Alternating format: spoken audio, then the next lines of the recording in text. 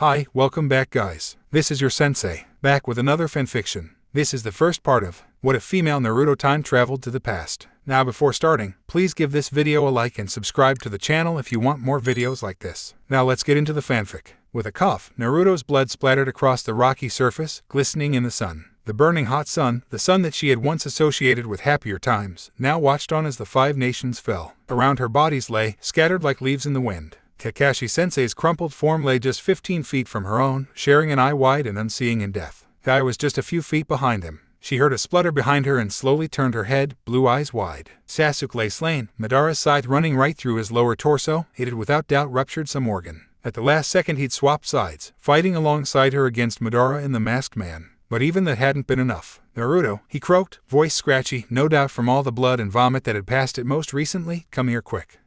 He Fox and her must have seen what the Uchiha was planning, and he begrudgingly nodded alongside her. Recovering from the blows Sasuke Susanoo had dealt out, Tobai and Madara both rose in unison, turning to look at the 2 remaining men. With all the strength in her upper arms, Naruto dragged herself towards the Uchiha, her legs bloodied and useless. Already, he was running through hand seals, looking at her with sorrow-filled eyes. Blood was streaming from his eyes, from his mouth and the gaping wound in his stomach, but Sasuke still clung to life, determined to finish this one last task. He placed a hand on the bare skin of her arm, for her outer layer had been stripped from her skin by the flames, and grunting in pain. "Change it, Naruto, make sure you change it for the better." She wanted to ask what he meant, wanted to ask what he was doing, but the searing pain that raced through her body was more than enough to silence her. "No," she heard Tobai's scream, muffled in the background, as her body began to twist and turn against her. The last thing she saw was the killing blow that would certainly have ended her life, if Sasuke hadn't found the strength to leap in the way. Somehow, through the pain, she managed to scream his name before she blacked out. A nagging pain, throbbing in the back of her skull, was the first thing that brought Naruto in the hazy world of consciousness. Whining, she rolled onto her side, feeling the tug of a wire in her wrist. Voices floated above her, curling around in her memory as her brain tried to register the words. "Seen anything like it. Healing too quickly. Needs to be checked. An enemy nin." Finally, the last sentence sent her jolting back into the conscious world and her blue eyes snapped open, scanning the room wildly.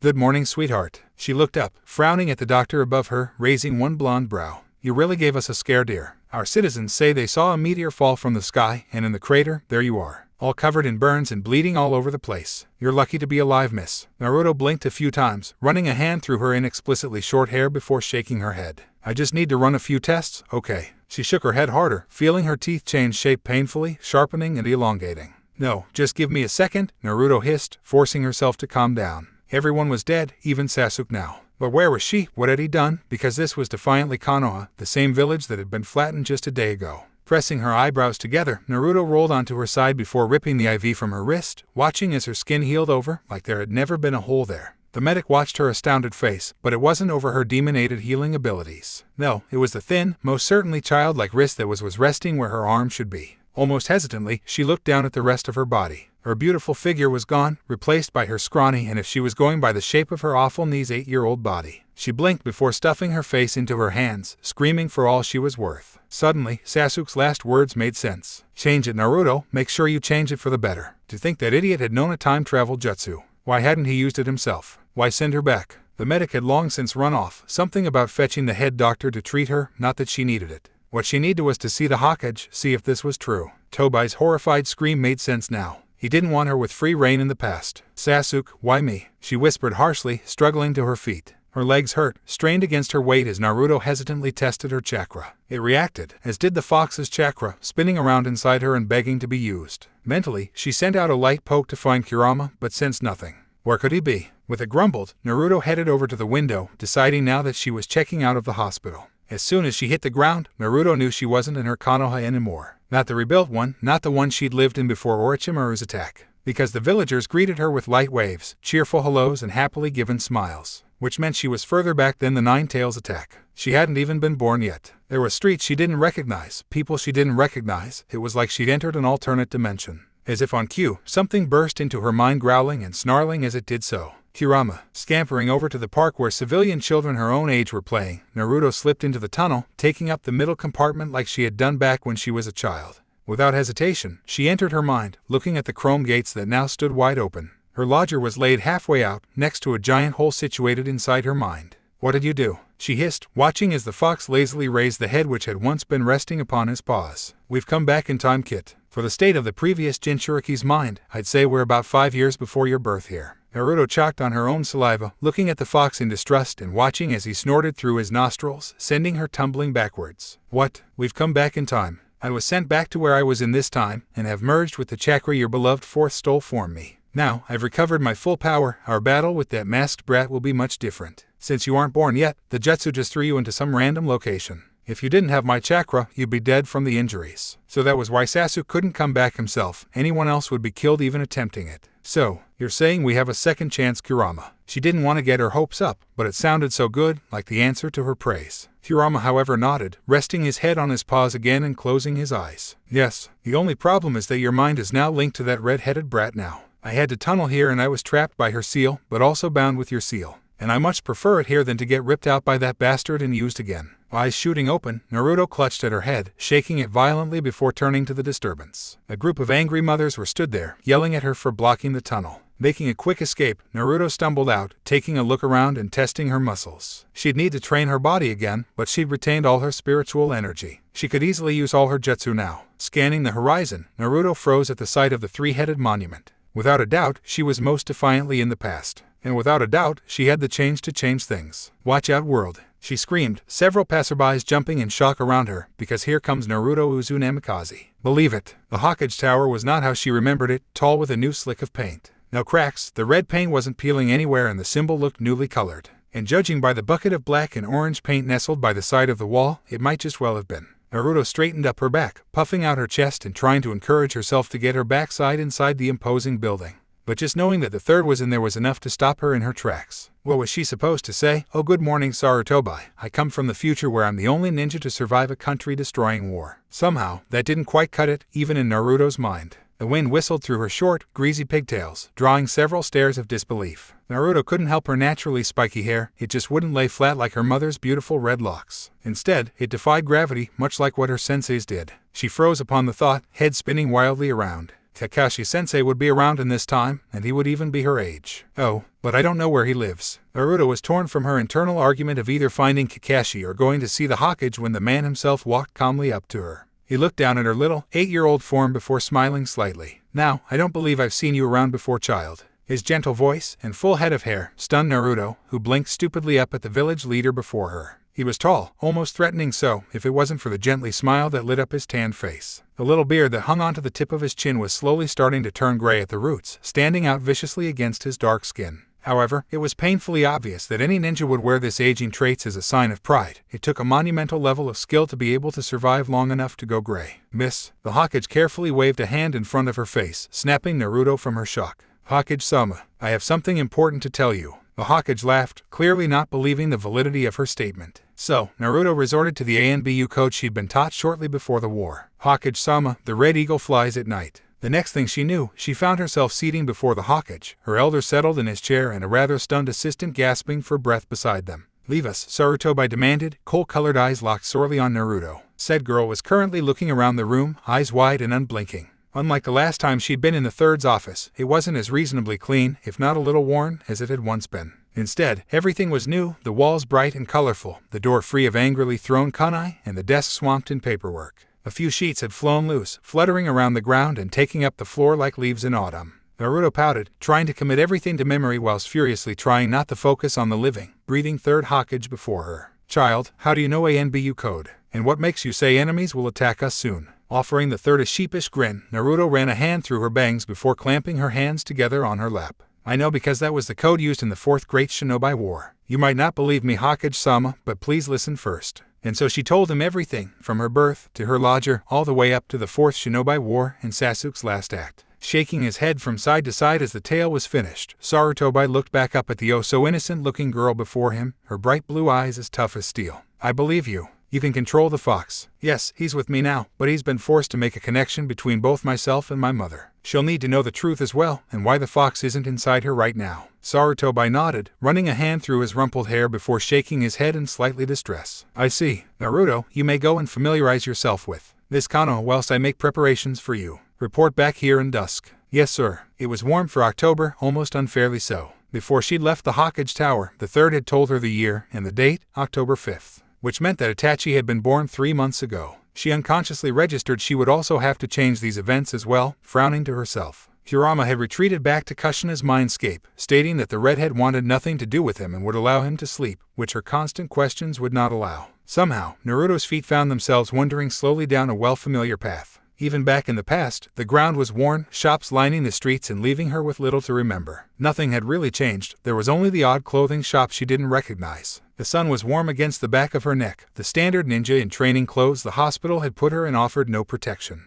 A long-sleeved, fishnet top with a black top thrown over it. Said top was a little too big, and one sleeve hung off her shoulder to one side. The pants were also on the long side, but they'd solved it by wrapping bandages around her ankles. However, she hadn't had time to stop for shoes. Not that they mattered. Wiggling her toes against the tattered earth, Naruto looked up at the academy, the glare of the sunlight bright against her eyes. The Konoha symbol stood proud above the door. The rope swing was hung from the tree even back now. Slowly, Naruto approached the worn wood, carefully seating herself on the plank and clutching onto the rope. She could still picture all the other parents picking up their children, cheering them on, proud of their achievements. Kurama had told her that now she had appeared in this timeline. She had created an alternate dimension where anything could happen. Whatever she did would change everything, even her simply being there. Which meant it'd be different this time. Hell, she might even be a boy this time around. Though Kurama assured her she wouldn't go into her newborn body, she was a separate soul now and would grow old in this body. The bell sounded out from the academy, along with the rustle of footsteps. It was finally lunchtime, which meant that she'd be able to see the kids her age. Hell, some of them she may even be put on a team with. Clutching tighter at the rope, Naruto firmly dug her heels into the ground, not even bothering to push off. This swing held no fond memories. Parents had already come to collect their children, either to take them home for lunch, take them out to an eating establishment, or to simply hand them a pack up.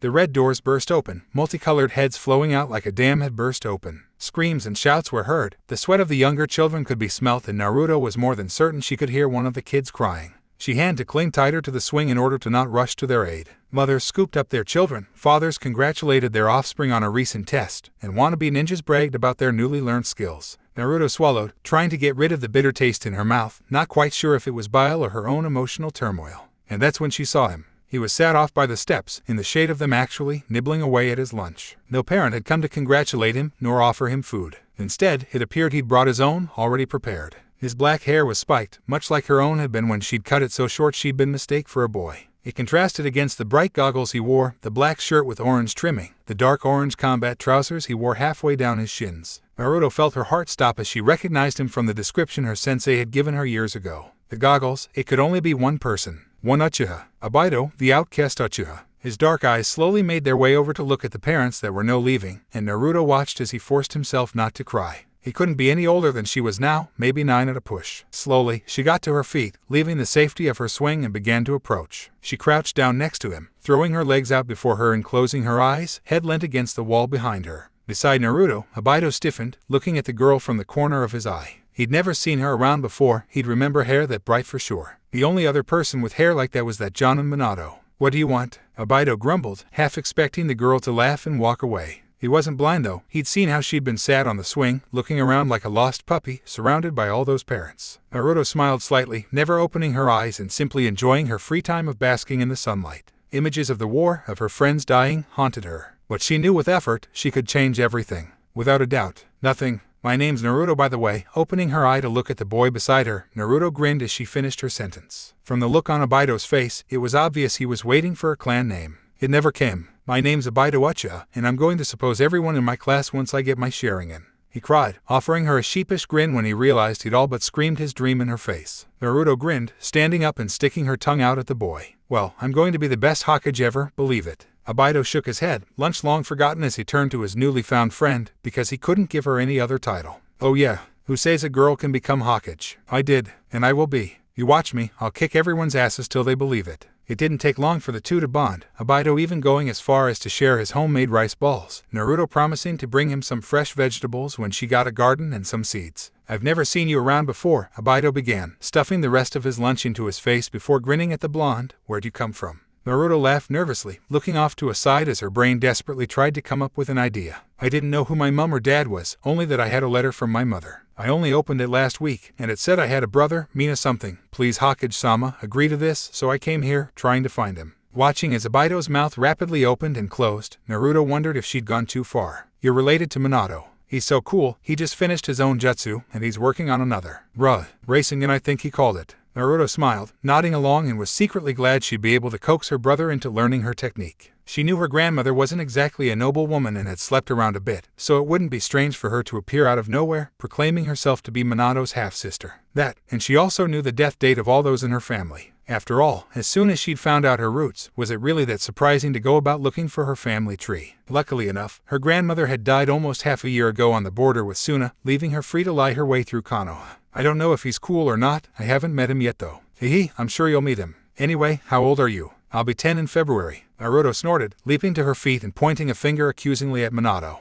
I might only be 8, almost 9, but I'll kick your ass. Believe it, she declared before pausing. There was a sudden presence behind her, watching her, and she turned, recognizing both of the chakra signatures. No way. Meanwhile, the third Hokage was seated in his office, curtains drawn and crystal ball seated before him. He watched as Obito and Naruto spoke, both laughing as much as the other. It had been a while since he'd seen the outcast Uchiha smile, what with the way his family had applied for him to be disowned from the Uchiha clan. However, Sarutobi hadn't allowed it. But it didn't stop Obito from finding out what they had tried to do. And he would have continued watching the scene had a rather recognizable chakra appeared at his door. The third only had enough time to look up before Minato burst through the door, blonde hair swaying from side to side as his bright blue eyes focused on his superior. Hokage-sama, someone in town said they'd seen a little blonde-haired girl running around. And they said she called herself a Namikaze. It was rather obvious from the look in Minato's bright blue eyes just what the blonde was hoping for. His mother had never stayed in the village once she'd birthed him, leaving him in the not-too-capable hands of his father. Said man had gone on a mission when Minato was barely 5 years old, never to return again. So, for the chance that he could have living family member, well, Minato had raced to the Hokage's office the second he'd heard the rumor. Sighing, Sarutobi ran a hand through his mess of brown hair, looking back at Minato's hopeful form before nodding slightly. She claims to be your half-sister. We'll run a few blood tests, but I'm pretty certain that she'll be related to you. The sunny grin Minato offered him would beat Obito's any day, the 21-year-old jumping up and down on the spot as he did so. Where is she? What's her name? Can I meet her? A cup of coffee that was clenched in the blonde's grip shook, the dark brown contents shooting into the sky. With little effort, he caught it in the cup again, downing the concoction as quickly as he could before looking at the Hokage expectingly. She's currently outside the academy. Her name is Naruto, and if you wish to, then go. No sooner had the word left his mouth, Minato had taken off from the office, leaving his paperwork in a miniature tornado from the sheer speed of his movement. Sighing, the Hokage forced the stacks of paper to remain still, watching as his door only swung back halfway. He really would have to tell the Namikaze not to be so damn fast, because this was the 4th door this year he'd broken. Striding down the streets of Konoha, Minato looked around, narrowed blue eyes completely focused on the task at hand. He automatically waved to people who recognized him, but it was painfully obvious that he was a man on a mission. Briefly, he noticed that it was the school's lunchtime, what with the sudden increase in the amount of children running around him, screaming names and shouting as loudly as they could. Several were watching him pass by, looking like they wanted to say something, ask him something. However, even those who hadn't achieved an official ninja rank yet knew that he wasn't out and about for no reason. Clearly though, they needed to work on their tracking skills, as he could already sense the 4 following him. Sensei, Minato did allow himself to pause this time, as it was his own student that had called out to him. Kakashi was stood off to the side, his arms folded across his chest and blank eyes focused on Minato, evidently curious as to why his sensei was scuttling through the streets, doing a rather fine impression of a bloodhound. Yes, Kakashi, Minato asked, fingers twitching beside his legs. With a light huff, Kakashi made his way over, gesturing for Minato to keep moving. When the blonde did take off, it was in long, purposeful strides that had the young Chunin jogging in order to keep up. Is something wrong, Sensei? Nothing's wrong, Kakashi, I've just got someone I need to meet. At that, the silver-haired child let his eyebrows drop, eyes narrowed as he looked up at the Minato. Who? You'll see when we get there, Kakashi, you see. Hidden in the tree, Minato peered down at the girl, nodding to himself. She most certainly did remind him of himself. They had the same hair color, the same spikes if it wasn't for the fact she pulled forcefully into 2 ponytails. Hell, Naruto even had his eyes. Yet, the way she was talking to the Uchiha boy, she reminded him so much of Kushina it was unreal. Kakashi was glaring at the girl, having instantly realized just how much she looked like his sensei. There was no way they weren't family. However, there was something other than Naruto's appearance and personality that had caught the Jonin's attention. It was the way she'd looked at the tree almost accusingly the second they'd arrived there, her blue eyes narrowed at the precise spot they were occupying. So, his little sister was skilled then. He had to bite down on his lip to stop himself from jumping down and introducing himself to the girl, because who knows how she might take it. And what was he going to tell Kushina? That she wouldn't be able to come over as much because the Namikaze residence would have a new member. Or, God forbid, the 2 women didn't get on with one another. Then what was he supposed to do? He'd just met his sister, and even though they'd only been dating 3 months, he was really fond of Kushina. Groaning, Minato clutched his head before deciding what he was going to do. He leapt out the tree. Naruto's head whipped around, right pigtail striking Obito's cheek as she looked at her father. No, he was her brother now. She might tell him the truth one day, maybe the day of her actually birth. Naruto? He asked almost hesitantly. She blinked, whiskered cheeks slowly turning a light shade of pink as she refused to breathe. The other chakra signature, who she was sure had been Kakashi, was now long gone, leaving both herself, Minato, and Obito on their own. Said Uchiha was leaning against the wall, mouth wide open like he was expecting a platoon of Jonin to set up camp in his molars. Mutely, the girl nodded, still looking up at her brother before tears slowly began to gather in the corner of her eyes. Minato was now knelt before her, one arm shakily raised as if to offer her a handshake. Instead, Naruto leapt at him, wrapping her arms around his shoulders and burying her face into the crook of his collarbone. I was so scared, and everyone was dying, and there was nothing I could do. She began to spill how she'd watched people obviously leaving out their names die in front of her, unable to help them. Even her sensei had perished in the masses. Minato, with eyes wide, slowly gathered up his mess of a sister, turning to look at Obito's still gaping face. You better get back to class, but you can come see Naruto tomorrow if you want. The Uchiha nodded, bidding the two a quiet goodbye as he trudged back inside the academy. Shuffling the bundle in his arms, Minato smiled sadly before hugging the girl closer to his chest. She most certainly was his little sister, just as emotional as well. It had to be something they got from their mother. Running his fingers through her short bangs, Minato began walking down the street, nodding to the few people who passed. Several people has already began to whisper, looking and pointing at the girl he held so protectively against his chest. It would appear that the emotional turmoil had taken its toll on her body. Naruto was now fast asleep against his chest, face nuzzled into the crick of his neck and breath tingling against his skin. Minato would have laughed at how ticklish it made him feel had he not wanted to take this time to observe his little sister. She was short, just a little over 4 feet in height, and was obviously underweight for her age. Her blonde hair, in the same shade as his own, was cut short at the front, before being pulled back into 2 adjacent pigtails. Reddened, the skin around her eyes was puffed up, swollen from the tears she'd shed moments beforehand. Her cheeks were her most noticeable feature, each one holding 3 scar-like birthmarks in the shape of whiskers. From what he'd seen of her eyes, they shared the same shade of blue, aside from the shape of his little sister's eyes were more fox-like. Either way, Minato felt a weight of dread slowly nestle upon his shoulders. It wasn't hard to tell Naruto would be a looker. He'd be fighting boys off left, right, and center. Lugging the girl higher up on his hips, Minato smiled cheerfully as her eyes popped open, glued to his face and shining with a mixture of admiration and hope. Nice-am, she whispered as he carefully set her down, watching as she stumbled before righting herself. It was so cute that she had to look up to him. Yes, Naruto. 10. Can you buy me a ninja outfit? I don't have any money. She trailed off before looking up at him, eyes wide and bottom lip cemented in the classic pout. Of course, if you let me call you Naru-chan, teasingly, Minato squeezed her cheek, watching as she huffed, but the blush and sweet smile on her face told him he accepted it. Yes, please. He watched his sister walk straight past the girly clothes, right to the boy's side before pulling out an orange and black jumpsuit that was a size too big for her. The belt soon followed, and she grabbed a long-sleeved, see-through mesh top, followed by a set of black short shorts and a crop top in the same shade. She scampered over to the till, beaconing him over and watching as he fumbled for his wallet. He didn't miss how Naruto had picked the cheapest clothes in the store, but with the way she was staring lovingly at the orange jumpsuit, she'd clearly already formed an attachment to it. So Naru-chan, I take it you want to be a ninja. Yes, don't let on he knew her skill level, he could test her on it at a later date. Yeah, I'm gonna be the best Hokage ever. Then everyone will acknowledge me for who I am. Believe it. Nodding, Minato scooped up the bag before looking back at Naruto. She was staring at the clock in something close to horror, and he realized that she obviously had an appointment with the Hokage. Who else would she know already? Late? He questioned, chuckling as she leapt 5 feet in the air before turning to look at him. Nuh-uh, I just gotta go. Find me later, she cried, dashing from the room. Watching as her oh-so-bare soles disappeared from view, Minato reached down and picked up 2 pairs of shoes, praying to God they were right size. I'll take these too. Elsewhere, speeding through Konoha, Naruto leapt over walls, shot past civilians, and even darted between the legs of an Uchiha police officer, all the while screaming apologies. Her feet scuffed against the ground, quickly becoming red and the skin slowly peeling away due to the sheer speed she was running at. The past 20 minutes she'd spent with her father had been unreal. She'd run into his arms, crying about all the deaths she'd seen in the war, all the problems she'd faced, but had made sure to stick to her story. She was tired. No, her 8-year-old body was tired. Her mind was exhausted. Kurama, I know you don't like to put up with my questions, but can you stick by me tomorrow? I think I'm gonna need some time to adjust, and you're the only one that'd understand. Even though he didn't answer, she could feel him return to her mind, nestled in the little landscape she'd created. Instead of the metal walls, the piping and all the other gloomy surroundings he'd put up with previously, she'd transformed it into a forest-like area, with a cave situated where he'd once been sealed, and a forest outside it.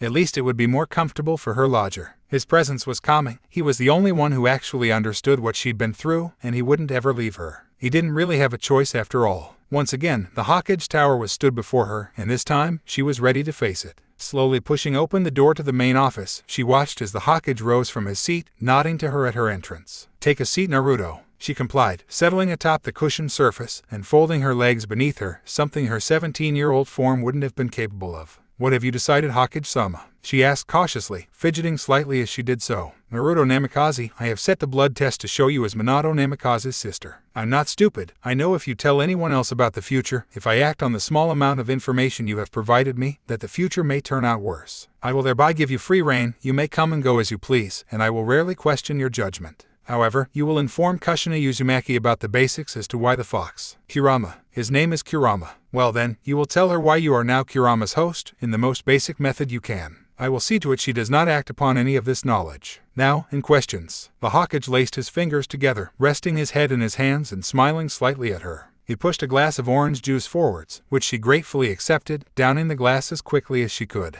"Yes please, Sandaime-sama. Firstly, I wish to be placed in a team with my father, Kakashi Hatake and Obito Uchiha. I'm sure you can rig the results test for the Genin graduation so that I can be in their team, right?" Naruto leant forwards, waiting for the answer that would either save Obito Uchiha's life or ruin it. "Granted, thanks. And number 2, please can I call you Hokage or Eiji?" It might have been the broken voice she said it in, or the way her eyes seemed to age before him, but Sarutobi nodded slightly, reaching over and affectionately rubbing Naruto's spiky bangs as he did so. "I don't mind, Naruto-chan." Luckily enough, Minato seemed to recognize that she needed her space. Even though he didn't say it, it seemed as if she'd aged 10 years in those few moments she'd spent with the Hawkage. He wanted to ask what was wrong, wanted her to confide in him, but he knew not to force anything upon her. If Naruto wanted to tell him, she would. Sluggishly stumbling into her room, drowning in the shirt Minato had lent her so she had something to sleep in, Naruto flopped out on top of the bed, groaning slightly as she buried her head in the fluffy pillows. Apparently, the hospital staff had been around to ask for her location. Minato had quickly sent them packing after promising to return her, should anything out of the ordinary happen.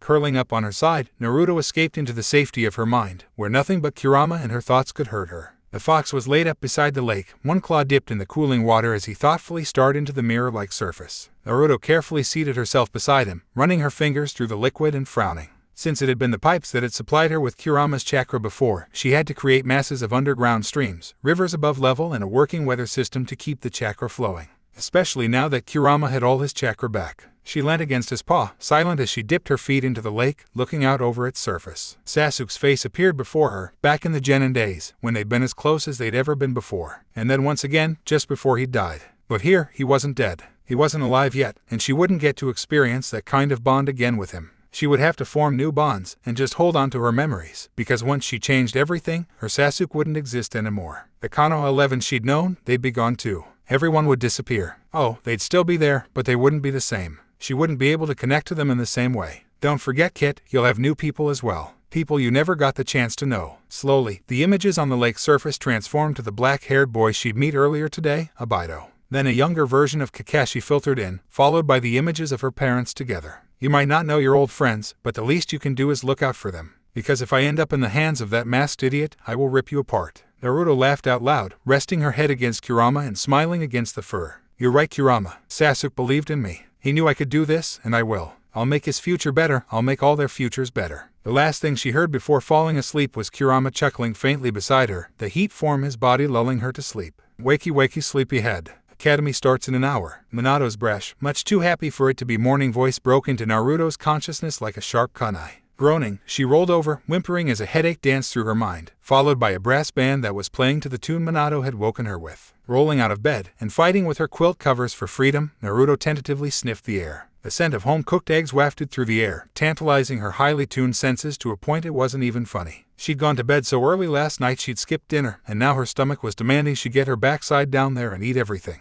Still uncoordinated with this 8-year-old form, it was no surprise when she tripped down the stairs, crumpling in a heap of Naruto in the hallway. Minato popped his head around the door, smiling as he did so. Rough night. She dreamed of the war, dreamed of her missing best friend, of her missing homeland, and nodded slightly. Only slightly. Following her father to the kitchen, Naruto tried to force herself to take in everything, to understand the layout of her new home. But all she saw was her old home before Konoha had got destroyed. She missed waking up to the sight of the Hawkage Mountain. Hell, she missed the fourth head. And now, she even missed Tsunade's big forehead staring over the village, her imposing gaze frightening away all the threats to the village. Well, Pain had certainly made a pig's ear of that. Pain. She was sent reeling at the thought of him, the thought of Nagato, Conan and the other one. Yahiko. She needed to stop Yahiko's death, stop Nagato's hate and save them, save their lives this time around. From the looks of it, she was going to need a list of things to change. Hey, you okay? Naruto's head snapped up to look at her father, blinking. Yeah, just got a lot on my mind is all. Minato nodded, seemingly accepting this explanation.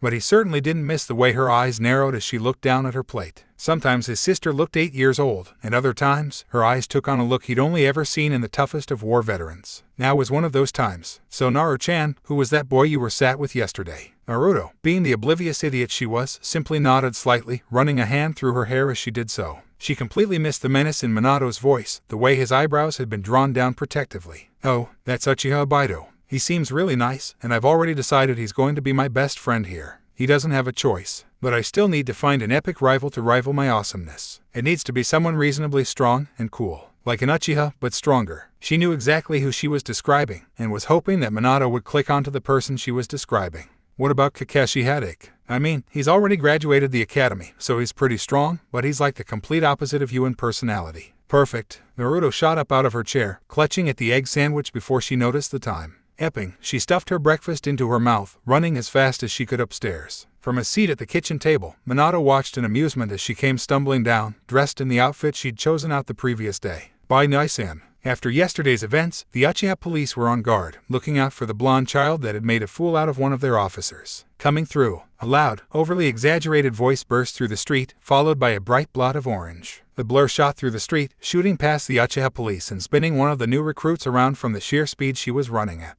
Sorry, was the last thing the occupants of the street heard as they tried to recover from the orange that had rocketed through their morning routines. Meanwhile, Naruto skidded to a stop outside the academy, brushing down the back of her hair before offering the surrounding students a feral grin. She hadn't had time to tie her hair up today, as the shoulder-length strands had burst up into a gravity-defying mohawk, making her seem a hell of a lot taller than she actually was. Looking around, she finally spotted Obaido, seated on her swing and looking rather depressed. Hey Obaido, get your backside next to me. The Uchiha's head shot up, looking over the crowd of children like a meerkat. Slowly, he trudged over to Naruto's side, grinning from ear to ear before stuffing his hands into his pockets. Hey Ruto, he murmured, nervous black eyes looking over at the other Uchiha parents. It certainly hadn't taken them long to notice how much she looked like her fellow Namikaze, and whispers were quickly flying around. Most of which were questions on how the outcast Uchiha had managed to secure friendship with someone related to such a good shinobi. Looking up at Obaido, Naruto was quick to realize she was, once again, the runt of the litter. Obaido, you'll be my best friend, right? She watched as the blush appeared, the boy pulling his orange goggles up onto his forehead and wiping his eyes. It was only later that night Naruto would realize Kakashi's nickname of Obaido being the crybaby ninja was because of how much he'd cried.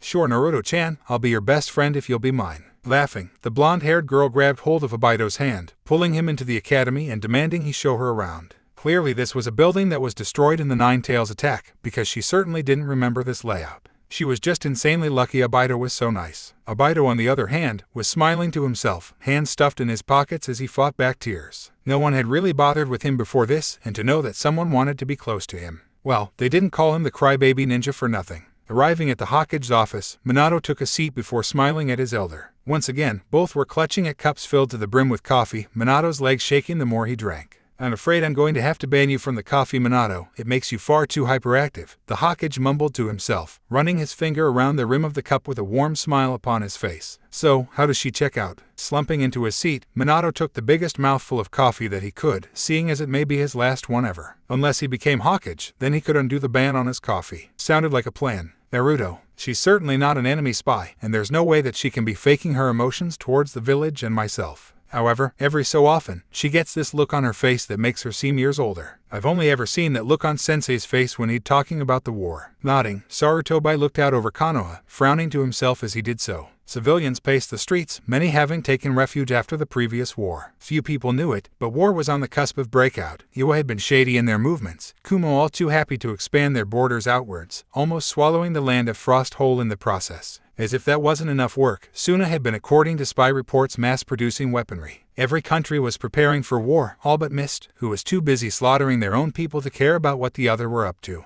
No country wanted war, and yet, none wanted to be caught off guard either. It was difficult to call. Watching the children run around below him, Sarutobi sighed. That's not all, is it, Minato? As predicted, the blonde shook his head, sighing to himself before joining Sarutobi by the window. Kakashi and I, we went to have a look at her, masking out presences as we did so. No one below Chunin should have felt our presence, never mind pinpoint our location, and yet, she did. She made it look easy, Hokage-sama. Unbeknown to Minato, Sarutobi was smiling to himself, the shadow of his hat covering the emotion from his fellow ninja. So, Naruto did live up to her proclamations after all. Yet, he had to pretend he didn't know what was going on. At least, right now he did. Then, upon her graduation, I will place her on your team, Minato. There's going to be an odd number of recruits this year, so you and another Jonin might end up with 4 students. Think you can handle 3 more? Minato grinned sheepishly, rubbing at the back of his head before turning for the door. I'll try, but if they're all like Kakashi-kun, well, I can't make any promises. Settled into her seat at the academy, Naruto watched as the rest of her classmates trickled in. She couldn't help noticing a few that came from the main clans. It was almost painfully obvious. There was one girl with bright purple markings on her face, who she instantly realized was Rin, the last original member of Team Minato.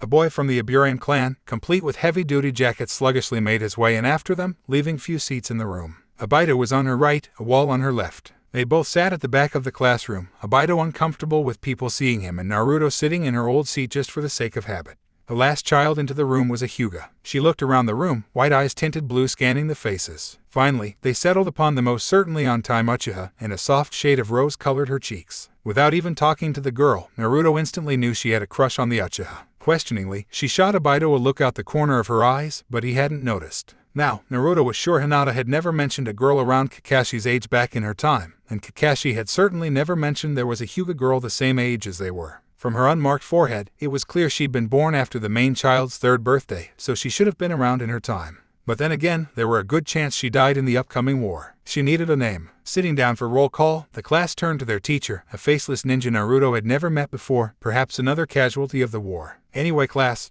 we have a special visitor in the form of Minato Namikaze, who had come to show you his Jutsu Rasengan. I want you all to be observant and make notes upon the subject. Then, we will be going out into the training yards and Minato will teach you the first step. Choking on her own spit, Naruto began hacking over her desk, wincing at every hefty smack Abido graced her back with. On the pulse side kit, he couldn't have made it easier for you to learn it. You'll just come across as one very talented child, Kurama muttered from where he was hidden in her mind, drawing his claws down one of the nearby trees and scowling to himself as he did so. Well, where is he, sensei? One of the children, a girl from the Inuzuka clan, grumbled, legs sprawled across the desk in front of her. The man sighed, running a hand through his hair before glaring at the girl. Be quiet, Ireno. Obviously Namikaze-sen has some business with the Hokage. He's only coming here out of the kindness of his heart. Now I'll go see if he's arrived yet. No sooner had their sensei left the room, chatter broke out amongst the class, Ireno the loudest with the proclamation. Kindness of his heart by ass, he just wants to check out the kids before he gets some lumped on his team. Several of the girls had gathered, muttering to one another over the fact Kakashi might be coming with him. Sadly enough, Rin was among them. However, this break time gave Naruto the opportunity to quiz her new best friend. Sure, Abido would never be a Sasuke, no matter how much their faces resembled one another, but she would value Abido for who he was, not for the other members of his family. At least she would. Hopefully soon.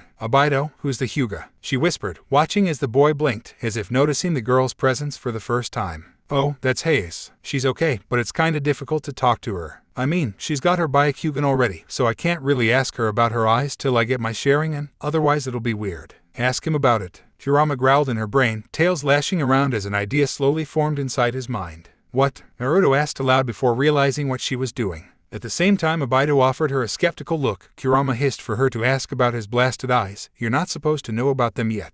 That was right. So far, in her time in the past, she'd only ever heard about the Sharingan twice. Both incidents had been around Abido. Abido, what is the Sharingan? And this Byakugan? Grinning sheepishly, Naruto rubbed at the back of her head before looking at Abido questioningly. Oh, duh. I forgot you didn't come from around here. The Sharingan is a really cool blood limit. It turned an Uchiha's eyes red, and we can predict our enemy's movements. But that's not the scary part. The Sharingan can copy ninjutsu too. Apparently, Abido was more than happy to go off on a little rant about his precious Sharingan, but he still hadn't told her anything about the Byakugan. You didn't say about the other one. Oh, right. The Byakugan can see almost 360 degrees, and it can do something else as well. It can. Well, the Byakugan can also see the chakra flow within somebody's body, and block the points at which chakra is expelled. Namikaze-chan. Both Abido and Naruto's heads shot around to stare at the Hyuga that was stood before them. For a 9-year-old, she was incredibly well-spoken until you took her clan into account. At that point, it was rather unsurprising that she was so polite when this was considered. Obito smiled, offering the girl a salute and watching as she pulled up a chair. Hayes buried her head in her hands, hiding the dusky pink glow on her cheeks from the boy, but not from Naruto. "Hi, my name's Naruto Namikaze," Naruto cried, offering her hand to the girl who smiled softly. It was painfully obvious to Naruto that, unlike herself, Hayes would make the perfect mother. "Nice to meet you, Namikaze-chan, my name is Hayes Hyuga." And then it hit her. Naruto could remember exactly where she'd seen this girl's name in the future. About 2 rows down from where Obito's name had rested, carved lovingly into the memorial stone. Hayes frowned at Naruto's horror-filled eyes, wondering briefly if she'd done something terribly wrong. "Sorry, I just realized that my brother probably only agreed to this in order to check up on me. He must think I'm a baby." Instantly, both Hayes and Obito leapt into the conversation, Obito in full support whilst Hayes was slightly doubtful on the subject. Letting out a sigh of relief, Naruto happily engaged in the debate. Nevertheless, all she could picture was the memorial stone, holding on to the 2 names of the people that was presented before her. As Minato entered the room, it was as if the volume went on mute. Everyone looked up in shock, their mouths hanging wide open as the blonde grinned sheepishly. "Well,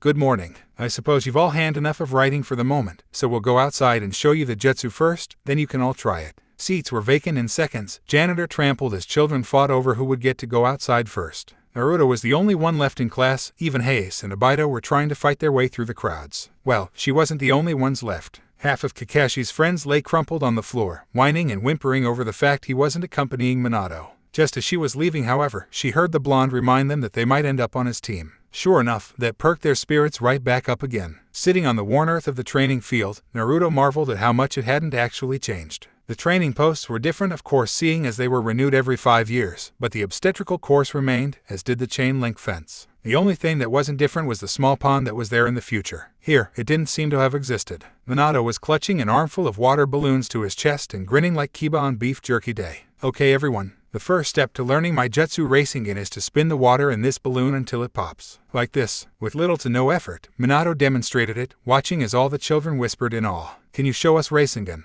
Arena was quickly becoming the class loudmouth, something that Naruto quickly realized was a typical trait for an Inuzuka. "Sure, if you want. Stand back." Minato whipped around dramatically, bangs fluttering about in the wind as the glowing sphere of chakra began to take form in his hands. "Watch and learn," he cried before leaping into the air aimed at the earth. And Naruto quickly found out where the pond came in. There was no way to refill the huge scar Rasengan tore through the landscape. The huge crater it created from the impact had every child whooping in admiration. "Since this is my own jutsu, then I don't really want anyone else using it. But it would be pointless for me to be here otherwise. So, if you learn it today, you can keep it." Chuckling bitterly under her breath, Naruto brushed her bangs from her face, scowling at the mohawk that had cemented itself in place atop her skull. There was no way any of these kids could master Rasengan in a day. She, however, had just gotten her free ticket to her signature jutsu. "So, like this," she murmured, spinning the water in the balloon until it exploded. Watching Minato's mouth drop open in shock had her laughing almost instantly, giggling and desperately trying not to give anything away. "Okay then, hotshot," Minato grumbled, picking up a rubber ball and throwing it at her, which of course she caught with ease. "Let's see you burst that one." From where he was seated in the tree, Kakashi's frowned.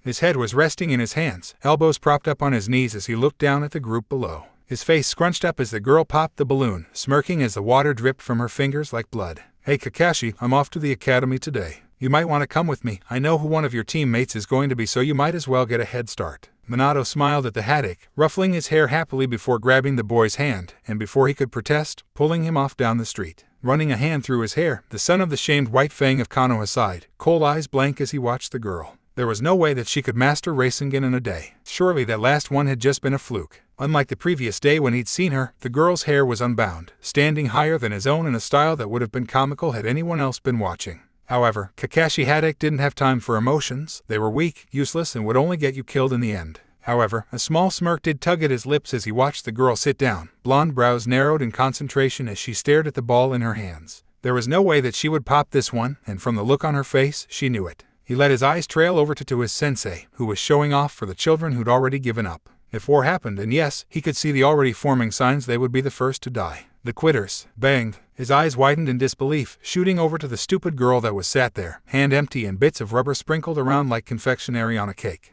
A huge grin was plastered across her lips, whiskered cheeks lifted up as she waved the biggest bit of rubber which, judging by the huge red mark on her forehead, had smacked her in the face for Minato to see. Once again, his emotionally loose sensei gasped in shock, quite like Kakashi felt like doing. There was absolutely no way she'd managed to do those 2 steps in just 1 day. Just 10 minutes. Her chakra shouldn't be strong enough, her control shouldn't be great enough. It had even taken him 6 months to master it. This kind of thing just wasn't possible. He leaned forwards intently, listening as the man he looked up to as an older brother, something he wouldn't admit even on his deathbed, explained the final step to the jutsu. Watch this, because Naruto Namikaze will surpass everyone. I'm going to be Hokage, believe it. Throughout her sentence, the blue sphere had been forming in her hand, swirling in place and so perfectly in control that Minato dropped the balloon he'd been offering her. With little hesitation, she slammed it ruthlessly into the ground, laughing as instead of spinning around in her palm, her light body spun around instead before soaring off into the group of kids, colliding with a Hyuga as she did so. Kakashi had seen just about enough here. With a subtle salute to his sensei, he leaped out the tree, heading off to a training ground. Because if an undergraduate could manage to pull off a Rasengan so easily, he was clearly lacking in skill. It didn't matter she was related to him sensei, that shouldn't have made it different. Damn it, he hissed, slamming his fist into the trunk of a nearby tree before gathering chakra in his hand. It would be hours before Minato would find him. From where he was now flopped out on the ground, staring at the sky, Minato simply blinked, trying to process what had just happened. His sister had just mastered Rasengan. The jutsu that he spent 3 years developing had been learnt in less than 30 minutes. How did you do it? He asked aloud, watching as Naruto leant over him, smiling cheerfully. Everyone else had gone back inside now, Obito clapping Naruto on the back in congratulations, trying to ignore the burn of jealousy that rested in his stomach. Truthfully, I saw some white-haired guy use it. His hair was really long, like down to my butt. I've spent a few months trying to figure it out, so to have you show me the steps, I guess it just came together, huh? Minato just nodded, eyes glazing over as he registered the information. Jiraiya was the only other person to know Rasengan, and her description of his hair matched up. Okay Naruto, I get it. You're a super ninja, genetically altered to come here and put me to shame. Laughing under his breath at her terrified face, Minato ruffled the girl's wild hair before reaching into his pocket for a kunai. But how are you at weapon throwing? As it turned out, she was horrendous. Scarily bad. For some reason, Naruto's brain just kept thinking her limbs were longer, had more power behind them than they actually did. It was almost pitiful how badly she missed. Minato had tutted, starting to correct her, both ignorant of the lessons she was missing. Anyway Naru-chan, I invited my girlfriend over to come meet you. Her name's Kushina Uzumaki. She froze, kunai having just left her finger hitting the target perfectly. Minato whistled low, impressed, before ruffling his sister's hair. Kushina, but what if she doesn't like me? What if she tried to kill me when she finds out who I really am, why I'm lying to you? Don't worry Naru-chan, I'm sure she'll like you. And with that, Minato threw her up over his shoulder, speeding off home in order to cook their guest something. After all, that would be the correct way to treat someone you invited over. And with Minato preoccupied trying to figure out the blender, Naruto had time to plan in her room and muffle her stressed screams into a pillow. Sitting in her room, Naruto visibly flinched when she heard the door open, along with her rather loud mother screaming at Minato that he really should lock his door. Getting to her feet, because there was no way she could camp out up here, Naruto made her way down the stairs. Of course, not before she sent a shadow clone off to inform the Hokage of the current situation. She came to a stop at the bottom of the stairs, just in time to watch Minato capture the red-headed woman in a hug, laughing. Oh Kushina, if someone wanted to harm me I'm not too sure a locked door would stop them. The blonde winced as he was punched in the arm, Kushina smiling in such a sickeningly sweet way that Naruto instantly felt intimidated. And where is this sister I hear about? She's got to be around here somewhere, I mean, unless she's fallen into your pile of dirty laundry. One loud hey from Minato, and Kushina pushed her way past the blonde, plum eyes instantly tearing across the room until they locked upon Naruto's form. The blonde girl blinked in her mother face, desperately trying to keep herself from tears. She only known her mother for 5 minutes, and that had been in her mindscape. Grinning, the redhead dashed forwards, grabbing hold of Naruto and throwing her up over her shoulder. We'll be back for tea, Kushina cried, leaping out of the open kitchen window and scuttling off into the distance. Minato simply stood in his hallway, watching his sister's kidnapping before sighing. He had to report to the Hokage on Naruto's unbelievable skills. He'd clearly want to know about this. Elsewhere, deep within Training Ground 44, Kushina deposited her load on the ground, frowning at the blonde girl. Said Namikaze was looking around in half-hearted awe, running a hand through her hair before letting out a low whistle. Wow, the Forest of Death hasn't changed one bit. At the comment, Kushina was instantly on guard, eyes narrowed into slits. What do you mean? You say that like you've been to Konoha before. All predators within 100-foot range ran for their lives, as the greatest killer intent they'd ever felt burst to life, right in the center of their forest. Kushina shot back from Naruto, who was now crumpled on the floor, rubbing at her shoulder, scowled. Sorry, something just hit me in the back. But yes, I've been to Konoha before Kushina-chan. I don't really know how to put this but I'm from the future. The forest was eerily quiet, the only sound being that of the chirping crickets that were hidden beneath the leaves. Kushina herself was stood over Naruto now, looking down at the blonde girl with her eyes narrowed. The future. I don't believe you, so start telling me where that killer intent came from. Ask Kurama. Oh wait, you know him as Kyuubi don't you? To say Kushina's blood ran cold would be an understatement. Her blood froze in place, veins made of ice as she stared down at the girl before her. Though there was the smallest of smiles on her junior's face, the seriousness of her eyes much too old to be hers, stared back at her, leaving Kushina with her fists clenched. No one else was supposed to know, only her and the third. So how did this brat know? I don't care if you are Minato's sister, I will slit your throat if you threaten me over that. Instantly, the girl's hands were up in front of her body, an unconditional sign of surrender as she backed up into the base of a tree. Calm down, Kushina-chan. I was serious when I said I was from the future, because I'm his Jinchuriki about 5 years from now. If you don't believe me, go into your mindscape, I'll meet you in there. Naruto had her back pressed up against the tree, trying to make herself seem as less threatening as she could. Kushina was still threading a kunai around her fingers, glaring down at the girl as she did so. How do I know you won't attack me when I go into my mind? Kushina grumbled, clenching the blade in her hand. The metal glinted in the light, reflecting the sun partially into Naruto's eyes. A typical intimidation tactic. Well, I'll go into my mind and you can meet me there. The forest of Naruto's mind had grown substantially since her last visit but a day ago, leaving her to wonder just what was going on. It's growing so it can fit in all the memories you're going to gather here, brat. Kurama's oh-so comforting voice echoed through the thick forest, Naruto huffing and folding her arms across her chest as she did so. Oh yeah, hotshot. You know as well as I do that this is our last chance to set things right. So stop annoying me or I'll just go get us both killed. Before Kurama could fire back a retort, however, Kushina's form began to take shape beside her, the Jonin's head snapping up to look around. Her plum-colored eyes widened slightly at their surroundings before she turned to Naruto. Okay then, what have you got? A booming chuckle was enough to silence her, eyes widening in instant recognition. How can he be here? He's supposed to be sealed in me, she hissed, grabbing Naruto and slamming her into a tree. The blonde girl winced before clawing at the elder's hand. It took her a minute to realize she wouldn't be released till she provided an answer. He tunneled into my mind. Since he was sealed in me since I was a baby, we had a strong enough connection. He's still bound by your seal, but I'm a lot looser seeing as we're on good terms. But, I'm not really that good at explaining. So come on, we'll go get Kurama to give us an answer. Sliding from Kushina's grip whilst doing her best slug impression, Naruto latched onto the redhead's hand and began pulling her through the shrubbery, scowling to herself as she did so. Ignoring the growing sense of dread Kushina was showing off, Naruto pushed her way through the bushes before her eyes widened in realization. If this was her mindscape, she could change to what she'd looked like just before the war. Slowly, her image blurred before becoming taller and much more well-endowed than her skinny childlike body. Stood at the same height as Kushina, Naruto grinned, gesturing to herself as she did so. This is what I look like back in my time.